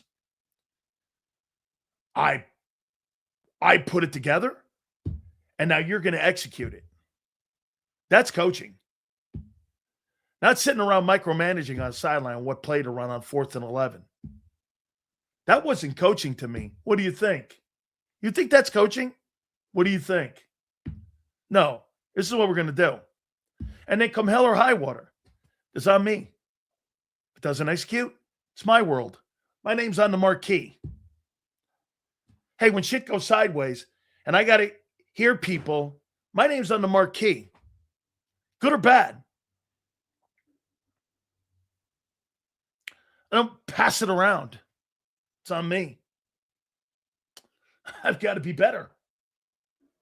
And I will be better as long as I have the power to make it better. That's what you have to ask your coach. See, when I see Nick, I don't see Nick as a great coach. I see Nick as a good administrator. And in today's NFL, Xander has said this to me.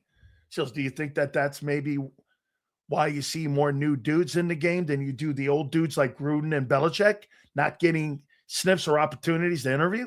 I haven't heard those guys at all interviewed. That's telling.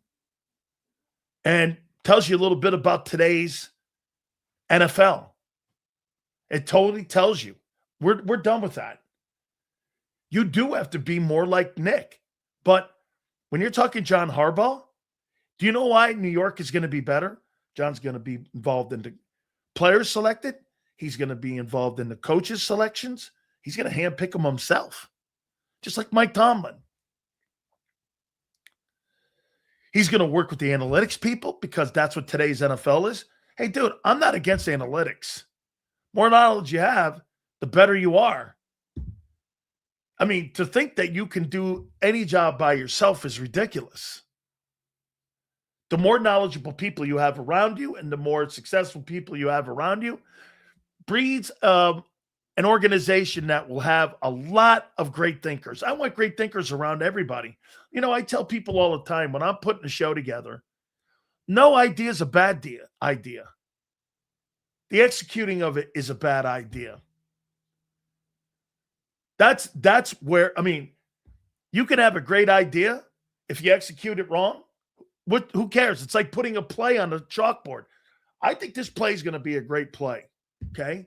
Well, when you get it in the game, the guys can't execute it. Was it a bad play? No. It didn't conform to the players that you had or the coaches that you had to execute that play.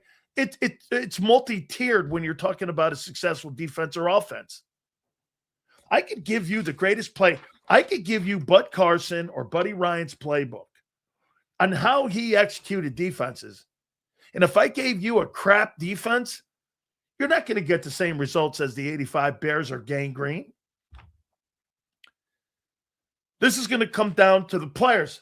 This is why Nick's system's not complex. Doesn't have to be. Why? Because you have exceptional players on your roster. Do you ever think, get this, when you have lesser talent, you need Kyle Shanahan. When you have great talent, Nick Sirianni will do just as well. I don't need you to be exceptional. But if there's problems, Nick can't answer them. He can't answer them because the team that he put together is limited.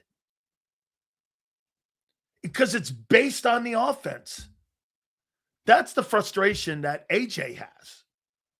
It's not creative. Nick don't want it creative. Nick looks to Howie. Give me the best talent you could possibly find. Dude, you have a $200 million payroll. Can you imagine if you had a $100 million payroll? You'd win 4 games. Now, would Nick coach different? He can't. Quarterback. You're kind of stuck in the middle here. You're stuck. Almost to a point where the offensive talent that you have on your team is almost starting to hinder you now on what you can do in style of play. You spend so much money and put so much contracts together. When those guys don't succeed, there's no way out. Can't bench anybody. If those players aren't healthy, you don't have a way out of that. Doesn't matter if Kyle Shanahan is George Kittle or doesn't have George Kittle. That guy's got answers because he's a superior coach. You don't hear them bitching in San Francisco about Nick Bosa being out, Fred Warner being out, or Kittle being out, or Ayuk being out. I don't hear any of that. They go out and play ball games. They may win this Seattle game. Okay? Now I'm getting, no. Awake. I'm going to tell you one thing. I think you can get back right on top. If health really was the issue of the 2025 season for the Eagles, and health was it, I think you got a better chance of getting back on top based on health, not a new coordinator. You're not going to, there's no improvements you're going to make on offense except for health. How much you think Nick's going to really evolve an offense? Not much. You're going to get healthier. I think you are going to get healthier. I think, by the way, Jalen Carter, I can't wait to see what, happens. I mean, if that guy doesn't need surgery and he took all those games off, well, then what are we doing here? What, you don't want to put bad tape up? Howie's got a lot of questions. Boy, that report about a quarterback is crazy. It's crazy, that report about a quarterback. I mean, Eagles looking at a quarterback, according to ESPN. How you doing? All right. You know what I love about this next guy? Boy, I'll tell you. Make you money? Here.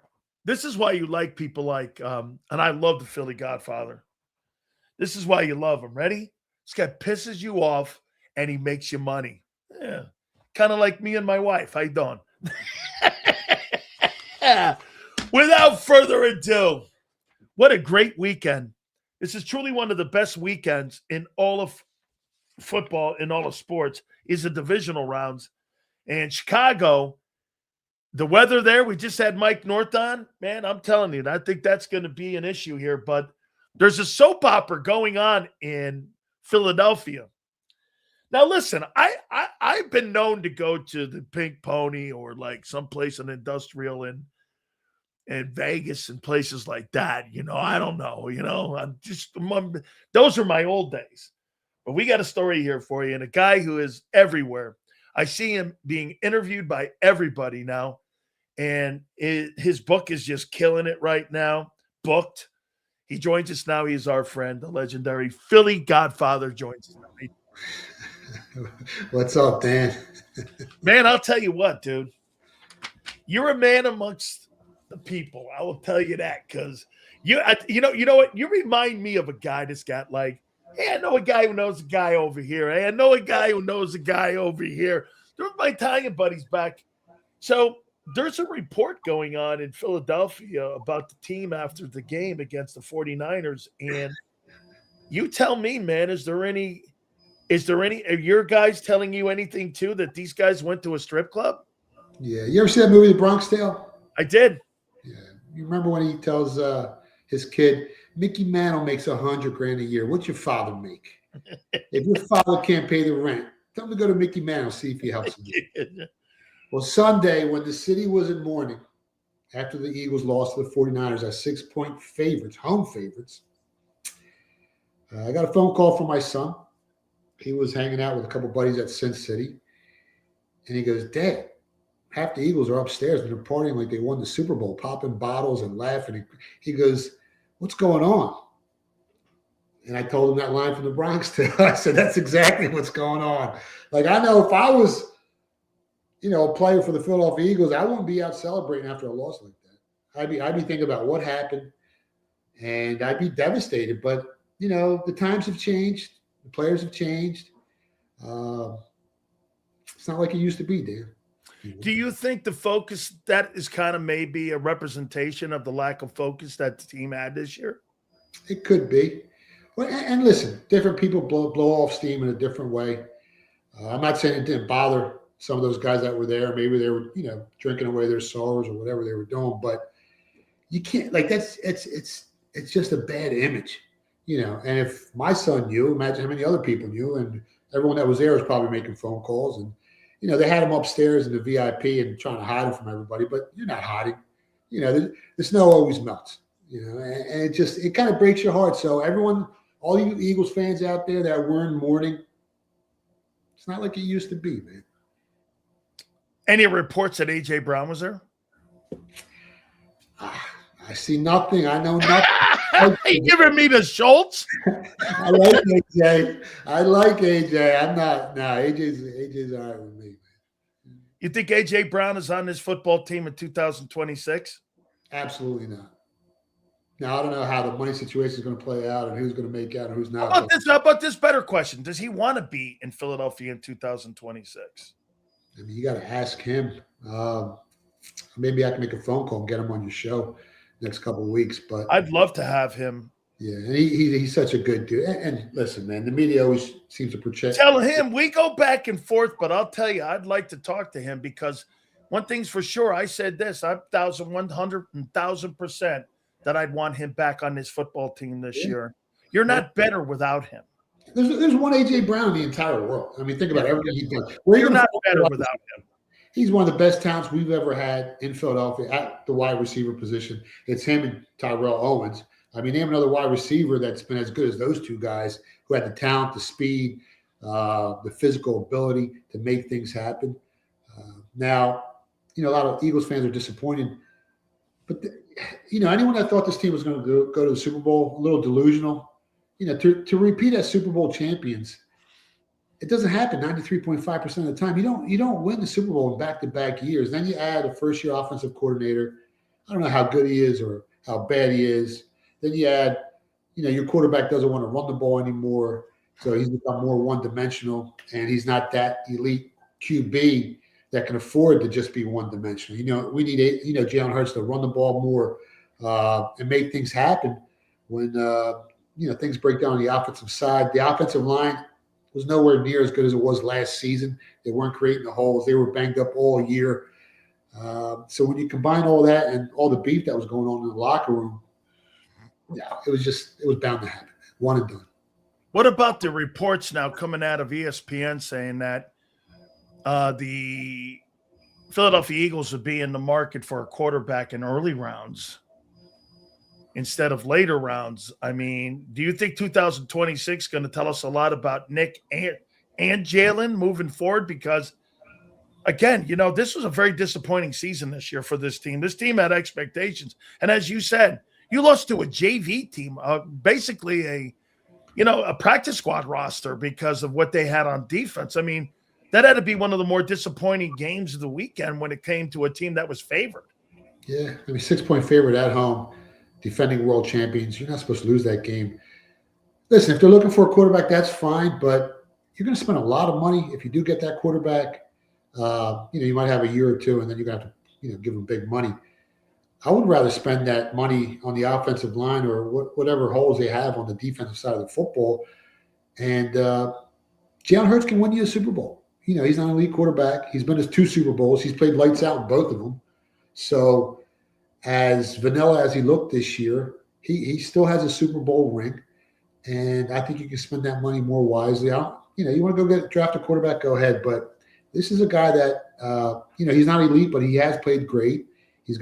He's had a great career, and if you surround him with the right people, he can make it happen. So I like Jalen Hurts. He's a football player. All right, let me do some football stuff here with you, National Football League wise. Do you believe that who are the favorites to get the Pittsburgh Steelers job? Do you guys do that? Do you think about who are the best odds to get the Ravens job? Because those are probably the 2 best jobs because of the stability in the organizations. Now I know Pittsburgh is a headless team without a quarterback because you got Rodgers and what he's going to do. But you got Lamar in Baltimore, which is probably the best job. Who would you think is the favorite to get that Ravens gig? I haven't even looked at it yet. I don't know if they put odds up on it yet. As soon as they put odds up on it, I'll start looking at it. As long as they don't switch coaches, Harbaugh goes to Pittsburgh and Tomlin goes to Baltimore. How crazy would that be? Right. No, you're right. You get Tomlin going to Baltimore, and all of a sudden you got what's his name up in New York. Holy cow, there, man. You know what I like for the Pittsburgh job? I like Marcus Freeman. Oh, he's a great coach. Is he going to go? I mean, what's a better job, Pittsburgh or Notre Dame? You're king of the world. Pretty good, right? Pretty good. It's right there. But if you're Harbaugh, would you rather go to Miami? No state income tax, beautiful weather. He's in New York now with the Giants. They gave him 5 years, $100 million. Oh, they gave it to him already? Yeah, they gave. Well, wait a minute now. According to my buddy Craig Carton, he hasn't officially, but he supposedly verbally agreed to this thing. He's going. They haven't really introduced him because he hasn't signed it yet. And why you have to be careful in New York, if you remember right, Bill Belichick did this to the Jets back in the day. So you got to kind of wobble a little bit here until that baby gets inked down. Yeah, I guess he doesn't want to move far from where his home is down there in Maryland. But I would have went to Miami. I would have went straight to Miami coaching that team. Get to wear capris versus snowshoes. What do you want to do, right? Snowshoes versus capris. I'm ready to go down there too, down to Fort Lauderdale. All right, let's get to these Giant games, man. I mean, do you agree that this weekend is probably one of the best weekends in all of football? Yeah, the best of the best. The teams that win in December and January, they're the real McCoy teams that win earlier frauds like you talk about all season. And we got some good football up ahead. You got a AFC conference. It's wide open. Could be Josh Allen's year. Mahomes ain't there. A couple of the other better quarterbacks aren't there this year. But Drake May has played lights out. And the NFC, to me, I mean, anything can happen. Anything can happen. Absolutely. Let's go to the games here now. First game's on Saturday. Buffalo at Denver. Josh Allen goes to Mile High. 1.5 points right now. Denver is favored, 45.5. Denver's really had a great year. Buffalo last week, I think, played against a really tough Jaguar team that if they win that game, I think the Jags could go a long way in the playoffs, but they knocked that 14-3 out. What a big moment here for Josh Allen. Bo Nix has done a nice job, almost $4,000 passing. How do you see this game? This is a CBS game early on Saturday. Yeah, there's no excuses this year for Josh Allen. Nope. The elite quarterbacks aren't there this year. He's the best of the best. He's probably the best quarterback in the playoffs this year. Matt Stafford's right there with him. But game opened up Buffalo -1.5. Now with flip-flop.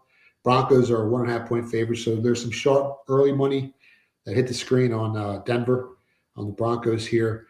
Buffalo went down there on the road and they beat a Jags team that, they got one of the best defenses in the NFL. I think they were ranked 4th overall. Slightly below Denver. So, the Jags defense was almost as good as the Broncos, but their offense was a lot better. I know the Jags averaged like 4 or 5 points more scored per game than Denver. So I think the Bills have a great shot with Josh Allen here. to go on the road. I know it's hard to win in Denver. They got, Mile High, their home field advantage. I think they only lost one game all season there. But this is I think this might be the year where Josh Allen gets it done. I can't bet Bo Nix over Josh Allen. I mean, you're giving me plus points with Josh Allen. They get Oliver back this week. Curtis Samuel's playing, so that's going to help. And the Broncos, they've won, 9 games by like 1 score or less this season. They've been extremely lucky. I think they're number 1. Including Philly. Yeah, that was a miracle win. I mean, they're number 1 in luck ratio this season. They've barely beaten some really bad teams. So I like Josh Allen here, man. I bet against him last week. I made the mistake. He put the Superman cape on. Me too. And he beat that team. And even though the Jags team as a nucleus was better, Josh Allen was better than Trevor Lawrence. And that's what, I think the same thing happens this week. Over under 45.5. Where would you go there? Where would you go there with that? I mean, it depends on the win. I would keep track of the weather in that football game. At 45, it seems kind of low, but both pass defenses are, I think, top 5 in opponent yards per pass attempt. If I had to, I haven't bet it yet. I hate giving out stuff I haven't bet yet, but I would lean under. San Francisco at Seattle. An oblique injury has popped up midweek here for Sam Darnold. Seems he's going to play through it. It's 7 points still that Seattle is favored in this game, and it's 45.5. San Francisco pulled the upset, obviously, against the Eagles at Lincoln Financial last week. And, boy, I'll tell you what, you want to know how to coach a football team, you just watch Kyle Shanahan and Robert Saleh on the other side. But, boy, that Seattle team, that's got to be the best roster maybe in all of pro football in this divisional round. So how do you see this game? Yeah, I mean, Shanahan, he's done it with Band-Aids and bubble wrap all season. It's amazing the job he's done. And I think they're like 8-2 on the road, so they've played really well on the road. This line opened up Seahawks -7 and went to 7.5 for like a New York second. But then some sneaky sharp money took the 7.5 on San Francisco, pushed it back down to 7 where it's currently at. Total, I think, is 45.5. Yep. Really hasn't moved much since it opened up. No, it has. It's actually going down about a point, down to 44.5, I think. Early bets, it's basically like 50-50, so nothing really going on there. There's some more money on San Francisco early than Seattle, but that's not by much. Man, this is a tough game to handicap because, like you said, if you look at overall offense, defensive DVOA, Seattle ranks number 1 in the entire league. As a nucleus, probably the best team in the NFL. But their quarterback, unproven commodity in the playoffs, and now he has that oblique issue. He folded like a cheap suit last year in the playoffs with the Vikings, and that team is kind of eerily similar to the Seahawks team, even though their offensive line isn't as good as the Seattle's offensive line. But if you look at the defensive metrics, if you look at how he played last year during the regular season, it's very similar. Man, as much whether you like Brock Purdy or not, he's played better in the playoffs than Sam Darnold. He's played better in big moments in the playoffs. This is tough, man. Here's the one thing I'll give you as the one thing that I did dig about Darnold this year versus last year. He did turn to a pumpkin the last 2 games. He had to win that Rams game to get the number 1 seed and get the number 1 overall. Remember last year, he had that Detroit game that the division, the North, was on the line. Yeah. He got blown out in that game. I don't know. Maybe you know what? He learned from that and how to keep his composure because they won that ball game and they are the number 1 seed and they got a shot to host the NFC Championship. I'm not trying to talk you into it, but I'm saying I think I think that coach in him, McDonald and those guys. Think about the Ram game too. The first Ram game, they had 4 turnovers in the game and they only lost by 3 on the road at SoFi. That's a good-looking unit there. Yeah. I just don't know. I agree with you on Purdy. Purdy threatens the middle of the field. He might be the most underrated quarterback in the entire playoffs. Yeah, and their offense is one of the best in the NFL. And listen, the last time they played Seattle, they lost 13-3, but I don't think Trent Williams played. He's playing in this game. Purcell's back. He's playing. I think San Francisco's offense is better than Seattle's. Obviously, Seattle's defense is better. 7.5 just seems like a lot of points. If you do like Seattle, play it safe. Put them in a teaser. Grab him down like a 7-point teaser just to win the game outright. Maybe you can tie him in with the Texans at plus 10. That might be the safer way to bet it. But I got a weird feeling, man. San Francisco is going to show up here. And like I said, they didn't look good last time they played Seattle. They lost 13-3, and they got killed on the box score. But Trent Williams is playing this time around, and I think it's going to be a different it's going to be a close game. It's going to come down to the wire, I think. I like the over in this game, too, over 44. Let's go to the Sunday games. Houston has to go to bad weather New England and go to Foxborough, a dome team heading to Foxborough to take on Mike Vrabel's guys and Drake May. It is 3-point favorites, New England, going into this ball game. How do you see this with the best defense in all of pro football? Yeah, 14 wins on the season for the Patriots. They haven't, people say they had the easiest strength of schedule, but they still won 14 games in the NFL, and that's not easy to do. 3-point favorite. Line went to 3.5 for a second. Then there was some sharp money that took the Texans plus 3.5, pushed it back to 3. The bet split's basically 50-50. Total's down to 40.5 at most shops. Saw a couple 41s out there. Both teams are relatively healthy when you look at their health score. Texans are slightly healthier, but this is back-to-back road games for the Texans here, and that's never easy. Drake May's better than C.J. Stroud. I mean, you saw C.J. struggle against the Steelers, and that defense is what really won that game last week. Texas defense, though, I think they're in the league of their own. Their sack and pressure rates are among the best in the NFL. You look at the Patriots defense, they're okay. They're okay against mediocre competition. Both offensive lines, I think they've struggled this year. They're ranked 26th and 30th in sacks allowed. So I don't think there's going to be a lot of points put up on the board here. I don't think these quarterbacks are going to have a lot of time to throw the ball. I like the Texans here, man. Plus 3. Wow. In the NFL. Right before the Chiefs game, if you remember, I came on your show and they were 30-1 to win the Super Bowl. And I said, that price has a lot of value with this Texans team because they were finally healthy. And that defense is elite, one of the best defenses I've seen in a long time. They're battle tested back-to-back year in the playoffs. Last year, they should have beat the Chiefs. The refs robbed them. We're going to find out how good the Patriots are this week, man. That's the bottom line. I still don't know how good this team is. It's I keep going back and forth, and Drake May's had an amazing season, and I love Mike Vrabel. If you look at his second half adjustments over the years, he's one of the best coaches in the NFL, but I still don't know how good this Patriots team is. Give me the Texans with that defense, plus 3, plus 3.5. Put them in a teaser as well. Get plus 10. And that Houston Texans team started out 0-3 on the season. Put that out there too, man. What a great job of coaching D'Amico Ryans here. Yeah. The weather in Chicago is absolutely off the charts bad right now. I mean, I saw the wind blowing at not only Soldier Field, but also over at O'Hara. It was snowy. They're looking for absolutely off the cuff weather coming off the lake. I mean, they've shut down the Dan Ryan and also Lakeshore Drive that right outside of Soldier Field. The Rams dome team going into Chicago. The Rams are favored as a road dog going in 4.5. What do you think going into this football game against this very physical Chicago Bears team? Man, the weather's going to play a major role here. If you look on paper, the Rams are a much better team. You look at all the metrics. DVOA, net yards per play differential, and so many other stats. But they're just 5-4 on the road this season, the Rams. So they don't really travel well. Their defense isn't scaring anyone since week 12. I think they're in the basement of the NFL in a bunch of defensive stats, metrics.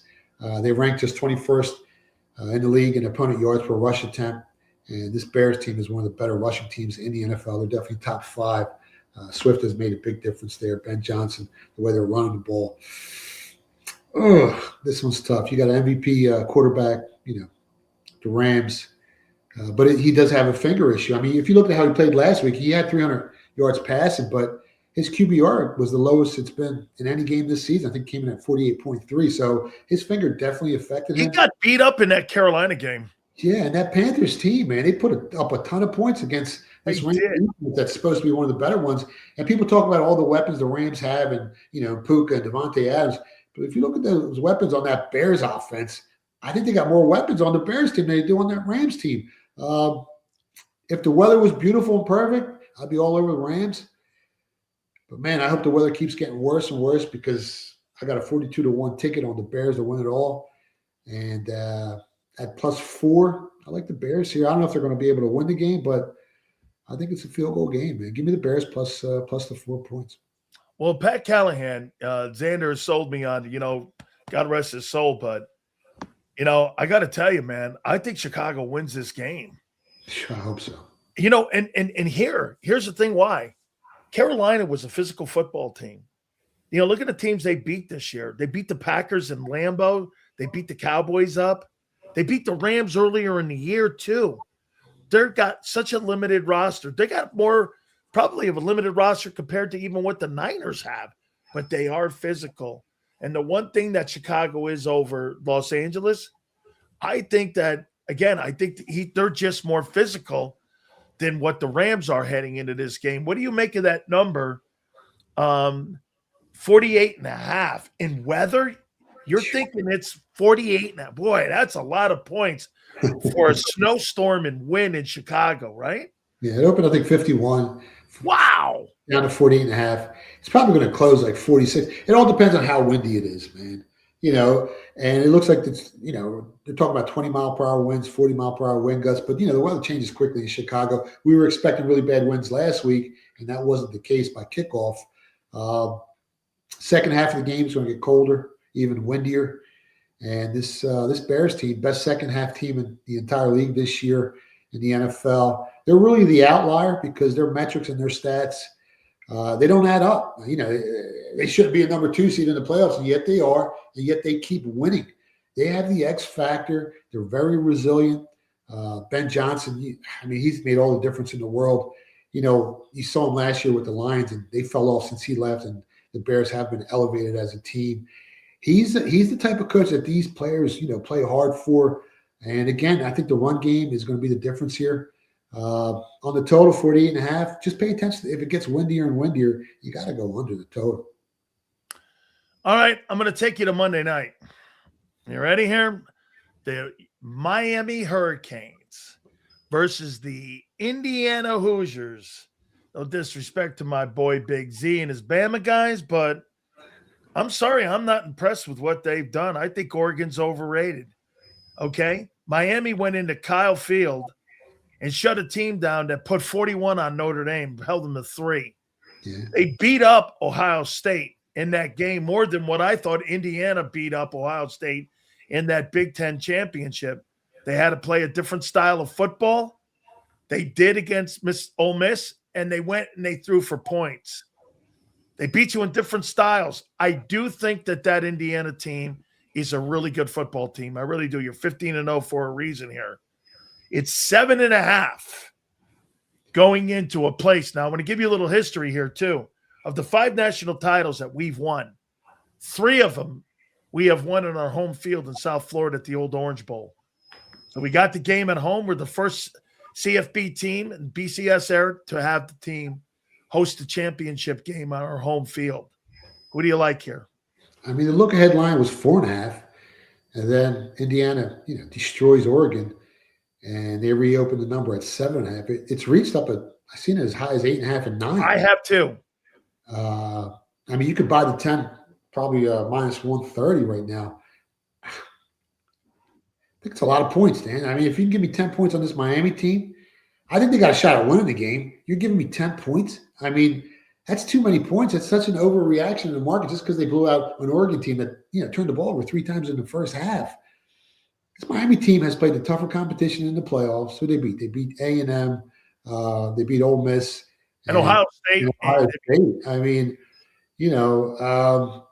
It's a lot of points. And then you look at this too, Mike.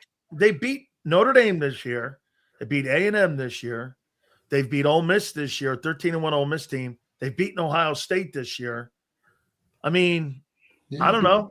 Tell me who Indiana has beaten this year outside of Ohio State. Yeah, no one really. And 80% of the early action, the public money, and you never want to be on the public side, is on Indiana. They're betting like they got, Tuesday's newspaper, like they already know who's going to win the game. That's a ton of points, man. And listen, Miami's defense, they got so much speed on that defense. Their offensive line, their defensive line, the nucleus of this Miami's team, Hurricanes team, is one of the best in college football. Carson Beck, he's played against some of the best defenses in the SEC at Georgia, so the moment's not going to be too big for him. Mendoza's had a great year. He's the Heisman Trophy winner, but this Miami defense is no joke. And actually, Miami's offensive line, I think they ranked like 17 spots higher in protecting the quarterback. Yeah, I think they got better lines going into this game, too. I think they got the better D-line with Mesidor and with Ruben Bain, and I think they've got the better offensive line with Magala out there. They got an average offensive line that averages 6'6". It's bigger than the Eagle O-line. Yeah. And their defensive line ranks higher in sack and pressure rate than Indiana's. So, all right, where do they have the edge? At quarterback? All right, you give them a slight edge at quarterback. But other than that, these teams are very evenly matched. Give me the 10 points with Miami, and you got some balls. Bet them on the money line. Absolutely, man. I mean, what's the most intriguing game this weekend in the NFL? What's the game that you could see the biggest upset? Buffalo, Denver, San Francisco, Seattle, Houston, New England, or the Rams in Chicago? I think the 49ers got a shot here. One of the best coaches in the NFL. More experience. Quarterback has more experience. And people have been talking about they've been banged up, but they've been banged up all season, and they're still winning games. And like I said, Trent Williams, I don't think he played last time these two teams met. No. They beat the first week of the season. They beat Seattle first week of the season. And I think that could be the biggest upset of this weekend. Other than Miami, if Miami goes in, obviously wins, outright 10 points. I'm feeling, listen, I feel pretty good about that game on Monday. We had a chance to talk to all the guys, and there's a great moment for those guys for history. Great moments are made by great opportunities, as Herb Brooks would say. And this is a great opportunity for those guys. I mean, no question. What is gambled on more? What week? The wild card week or the divisional week? Oh, there's more games the wild card week. Okay. Yeah, so you're going to see more money. And then a lot of the guys, they like to go crazy during the wild card week. So they blow all their money, so they ain't got no money left for the next following week. But if you're sharp and you're consistent and you practice money management, you can beat the market. Fantastic stuff, my friend. Tell the folks where they can find you. Yeah, you can find me on X at Philly Godfather. The website is thephillygodfather.com. If you want to pick up a copy of the book, I was on Fox 29 TV yesterday promoting it. You can go to phillybook.com. Did I see you with Glenn Beck? No, I was with Mike Jarrett. Mike Jarrett. Okay, Mike Jarrett. Yeah. So you're a lot of places you've been going over pimping the book. How's the book doing? Doing great, man. And we're working on a bunch of other things as well, and big things on the horizon. I actually took my Chicago Bears ticket. I took it to the studio, and he showed it on TV at 42-1. So let's cheer in the Bears and let's cheer in the Miami Hurricanes. Absolutely. Brother, great weekend in football. I will see you next week, my friend. Good luck, guys. You got it. That is the legendary Philly Godfather. Yeah, I'm feeling it with Miami. I'm sorry. I'm not impressed with Indiana. We've played a tougher schedule this year. We're ready to go. Who has Indiana played? Name me a team outside. Oregon and who? Ohio State? We beat Ohio State. It's funny. Every time I hear people talking about the Canes and who they've played, well, Notre Dame moans about the fact that, they didn't get in. Well, we beat Notre Dame. We beat a team that beat Notre Dame. Then at the other end, we end up turning around and we beat a Ole Miss team that was 13-1. We beat Ohio State. Then we turned around and we ended up taking care of, without a doubt, we took care of Texas A&M at home as well. So at the end of the day, all good. All right, folks, my great friends at Morgan & Morgan, the number one injury law firm in all of America for a reason. They go out and they win for you and your family. The number one reason that they've collected over $26 billion is because they win. Attorneys from coast to coast, my friends, make sure that if you're ever injured on the job, they take care of you. Do me a favor. Go to forthepeople.com/big sales or pound law 529. That's forthepeople.com/big sales or pound law 529. And do me a favor. You tell them Big Sales sent you. There's a reason the Karate Master was the number one salesman in the lumber department.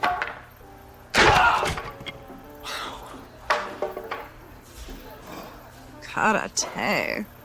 Just like there's a reason Morgan & Morgan is America's largest injury law firm. Injured? With over $25 billion recovered for our clients, there's a reason to go big.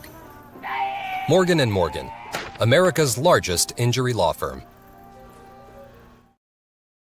Ignite your nights with free live entertainment daily, only at Live Casino and Hotel Philadelphia's Center Bar. 7 days a week, enjoy some of the region's top party bands, performers, and DJs as they take the stage in the heart of the casino action. Great cocktails, live music, and lively moments. It's all happening at Center Bar at Live Casino and Hotel Philadelphia. Visit livecasinophilly.com for more details and the complete list of upcoming events. Must be 21 or older. Gambling problem? Call 1-800-GAMBLER. This is Eric. When he got injured in a car accident, he called Morgan & Morgan. He not only gets a lawyer, he gets trial lawyers like Sam and Jessica, who are in it to win it. He gets his own investigators with briefcases, leather ones. And if you ever have questions, our customer service folks keep things rolling. Injured? We're your army. Morgan & Morgan, America's largest injury law firm. Welcome to the Jet Setters and the High Rollers, to the Shot Takers and the Tastemakers. Welcome to the Viewfinders, the Thrill Seekers, and the Night Owls. Welcome to everything you could possibly want on one 5-mile island. Welcome to the Wildwoods. Book your stay today. In our hometown, we all look out for each other. We go the extra mile to lend a helping hand. We step up to keep our communities going strong. And at Independence Blue Cross, we're here to keep you going strong. We've been deeply rooted in our communities for more than 85 years. And that connection to members has earned us our spot as the #1 health insurer in the region. So while you look out for your neighbors, know IBX is always looking out for you.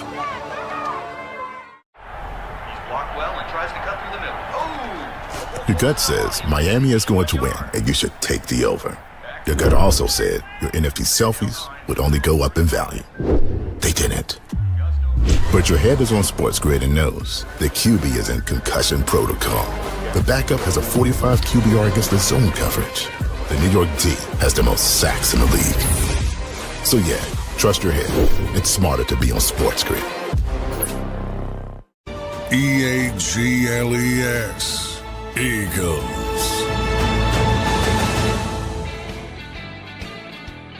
So for me, I have Buffalo beating Denver. And I'll take the points 28-26. San Francisco at Seattle. Close. 27-24. Seattle. I got New England holding off Houston.